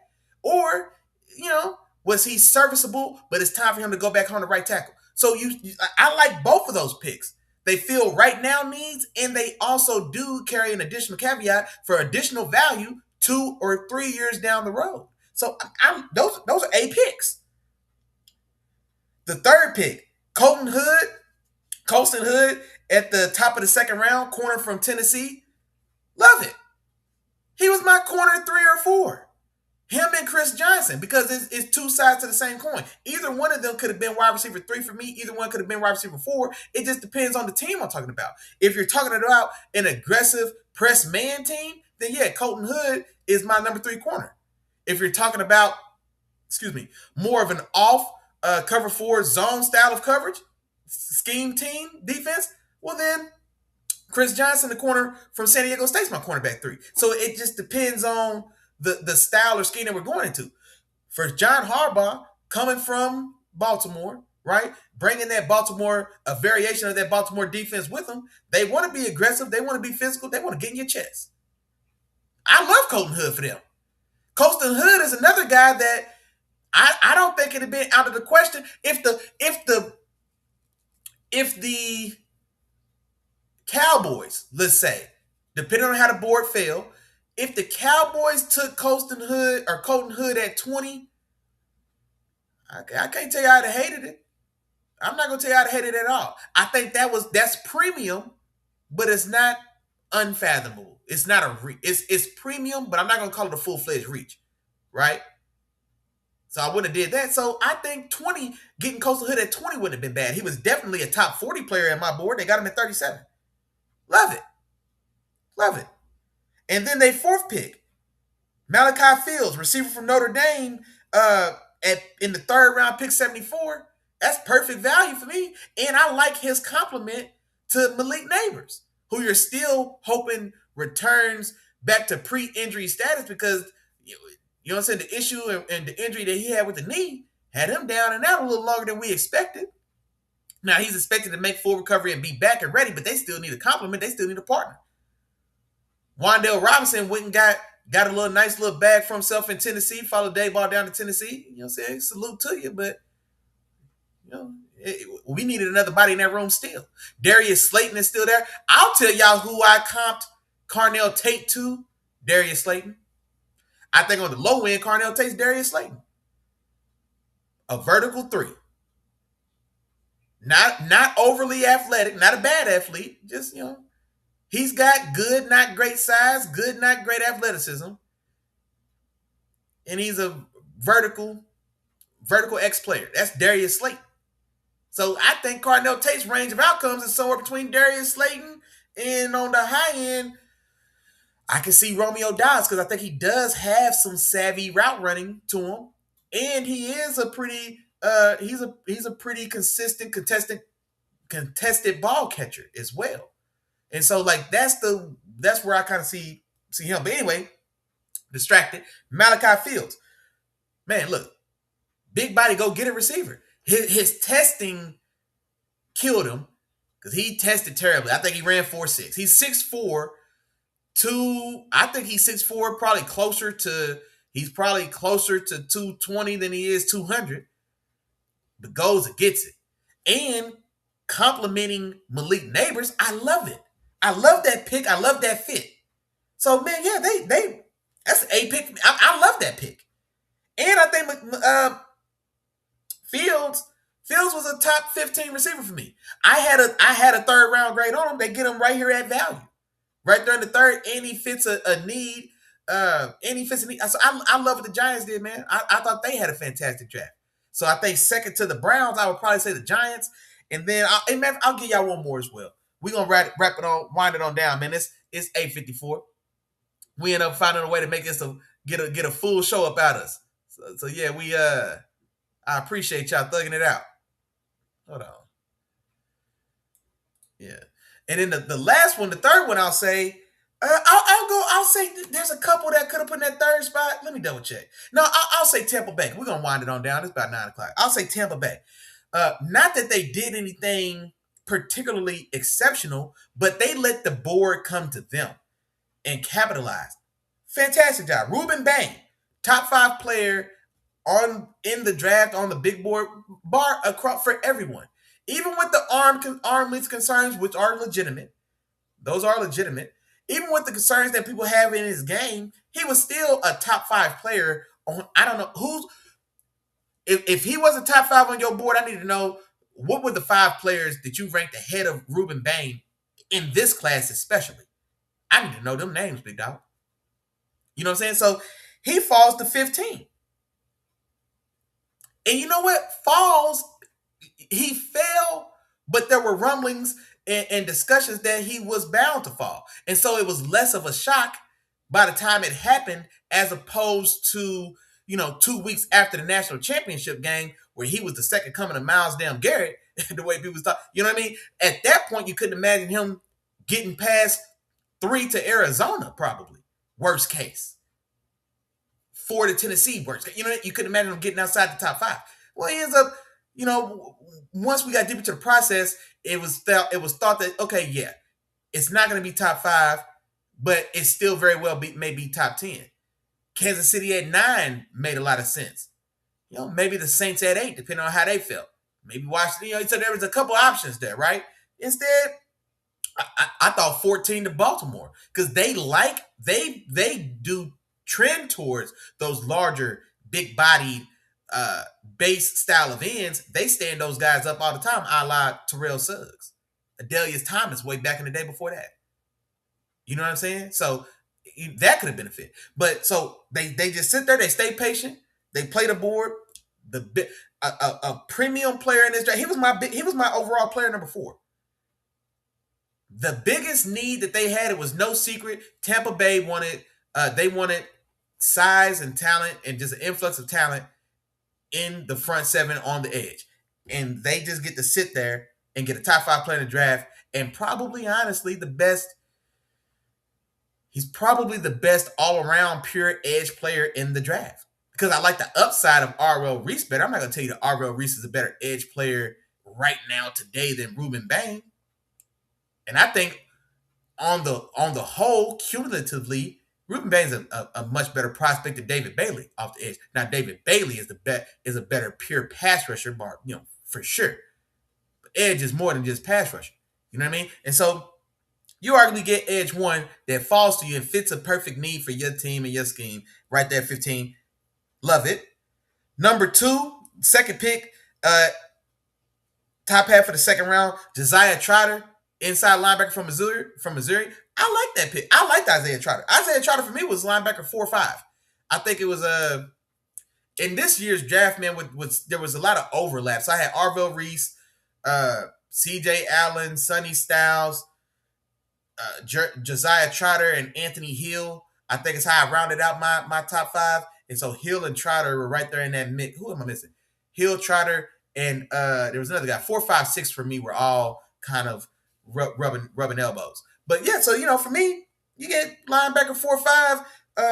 Again, nice depth in that a position that still did need some an influx of talent there as well. I like that pick. The 3rd round pick at pick 84, Ted Hurst. Love it. I love that pick. Ted Hurst out of Georgia State. He was a top 50. He was in that 10-15 range for me as far as top receivers in the draft. You get him in the mid 3rd round. I think that was good value. I think he was the top 75 player on my board. If you told me, depending on how the board fell, of course, if you told me Ted Hurst went to the right team, took a shot on him at the bottom of the 2nd, I wouldn't have hated it. No, that might have been a little rich. I do think he was a 3rd round player. I'll take it back. I do think he was a 3rd round player. But if you're telling me it was closer to 65 than 85, I wouldn't have been mad at that. They could have been 85 toward the bottom of the 3rd. Love it. And it just sat there for it. And then in the 4th round, shout out to my dog J2 Trill, they circle around and get Keontae Scott. Fantastic player. And especially in the 4th. Now he's 25, he's older. All the things I talked about earlier, but shit, in the 4th round, why not? And on this team as well, where they've got some pieces in that secondary, but that secondary is in a bit of a transition. You still got Antoine Winfield Jr., who I'm a big fan of. So you've got one of your corner spots secure. Zion McCullum is one of the corners, and he's the guy that stepped up and probably facilitated them letting Jamal Dean go, right? So he's got one of those spots locked up. Tyreek Evans, I want to say, safety, nickel safety hybrid from Georgia, if I want to say just 2 years ago, he's still there. Now, I like him a lot. And so, like I said, if you play him at nickel, I think he's viable. If you do want to play him in more of a traditional safety, I think he's viable there as well. But I like him. Keontae Scott, adds to that and lets you kind of figure out how you want to sort through that. Because Keontae Scott, he was a big nickel at Miami, right? And so maybe you transition him to strong safety because he's got some thump with him too now. And so I like the flexibility and I like the floor of the player and I like the scheme fit as well. Keontae Scott for me was in that safety 5'10" range. Now I didn't hold him I had him behind Caleb Downs, Dylan Thieneman, Emmanuel Warren. I like AJ Halsey a lot from LSU. I think he was safety 4. And then honestly, well, because he was a nickel, so he technically be but I think he's in that mix in that neck. Those were my top 4 for sure. And then we get into Bud Clark from TCU, Keontae Scott right there from Miami, Traydan Stoops from Arizona, who's also similar to Keontae Scott. He played nickel, but he's got safety size and versatility as a guy's about 6'2", 210. You know what I mean? And so, we get into that mix. But I like what they did as well. Just kind of, not that they, sometimes you ain't gotta force it. Sometimes you can let the 30 ball come to you. You know what I'm saying? Sometimes just let that 30 ball come to you. Come off that pin down and hit your wide open jumper. Get to the line and knock it down. You know what I mean? You look up, it's 4 minutes left in the fourth quarter, you got 27 points. Cooking. You know what I mean? That's the type of draft I feel like the Bucks had. They didn't have to do anything, just the board fell to them, and they did the right thing, when they got on the clock. Because we've seen the board fall to folks, and they still fumble the bag. Tampa Bay didn't do that, man. So I did like their draft and then the way they went about it. And so those were the top 3 classes for me. But other than that, man, that is it. That is all. We came, we saw, we conquered. It is 9:02. I wasn't sure how long this was going to last, man, so I appreciate y'all tapping in with your dog and spending some time with me on your Wednesday night so we can recap and talk a little draft, man. I appreciate that for sure. Before we get out of here, y'all know what time it is, man. Same things. Ain't nothing changed. We're going to do that real member roll call, and then we're going to go ahead and call it for this evening for sure. Hold on now. Wait a minute. Why am I too close? There we go. That's a little better. First one in the door today was Sis. She said, what's going on? It was a little quiet to start the show. You know what I mean? I've been inconsistent. It's my fault. It's my bad. You know what I mean? I'm going to do better. But, hey, I appreciate y'all as always. Shout out to my dog, J2. Shout out to my dog, J2 Trill. Hold it down for them Cowboys. Y'all know them Cowboys going to the bowl. And shout out to my dog again, man, for graduating barber school, man. Congratulations to you, big dog. Only onward and upward, big dog. Can't wait to see what's next for you. Shout out to my dog, Pretty Tony, the painter in this thing as well, tapping in with your dog. I appreciate you, big dog. As always, man, I gotta hit you up. I gotta hear your voice. I gotta hear about the transition. My brother in locks, he done let him go. He done transition, man. Man, that might not be my business to tell, man, to put you out in front of everybody. My bad, but man, I definitely want to holler at you about it, man. I want to know you. I just want to holler at you about it. That's all it is, man. I appreciate you as always. Let me see who else is in this thing, man. I'm looking for you. You know what time it is. Moms was in the building. Said good evening, Dick Nation family. Have a blessed show as always. I appreciate that. My dog, my brother, my brethren. Chop was in the building, man. Said, what's going on, RBT family, man? I appreciate that. I'm looking for you. Oh, man, yeah, we 905, man. We overdue. I'm looking for you. Damn. Say the same thing every week, so feel free to say it with me at home. If I forgot to say your name, damn, my bad. But charge it to my head and don't charge it to my heart. I'm thinking about you, big dog. Appreciate all the love, support as always, man. I appreciate y'all being patient with me. I'm telling you, I'm so inconsistent with my content, man. But every time I get on here, y'all tap in, y'all show me love, man. Y'all get in the comments and y'all really rock with me, man. And so that's why we RBT family, man. That's why it's RBT fam. It's RBT family because we're a community, damn it. You feel me? And y'all hold me down, man, and I appreciate that. We are getting into the ugly part of the sports year for sure. And so I know I promise this every time. Now football is officially finito. I will be diving back into my boxing bag. I know y'all been asking me about that for the longest. I keep promising and I haven't delivered, but we done. Okay? We're done. We're over until this time, August, right? And so, I'm definitely going to get into that boxing bag, man. There's a lot of big, exciting fights on the horizon as well. So y'all stay tuned in and tapped in with that. And then until next time, man, I wish I could tell y'all when, but I tell y'all what, I might be on time, but I ain't going to never be late, man. So until next time, y'all have fun. Enjoy y'all Wednesday night. I appreciate y'all as always. Peace.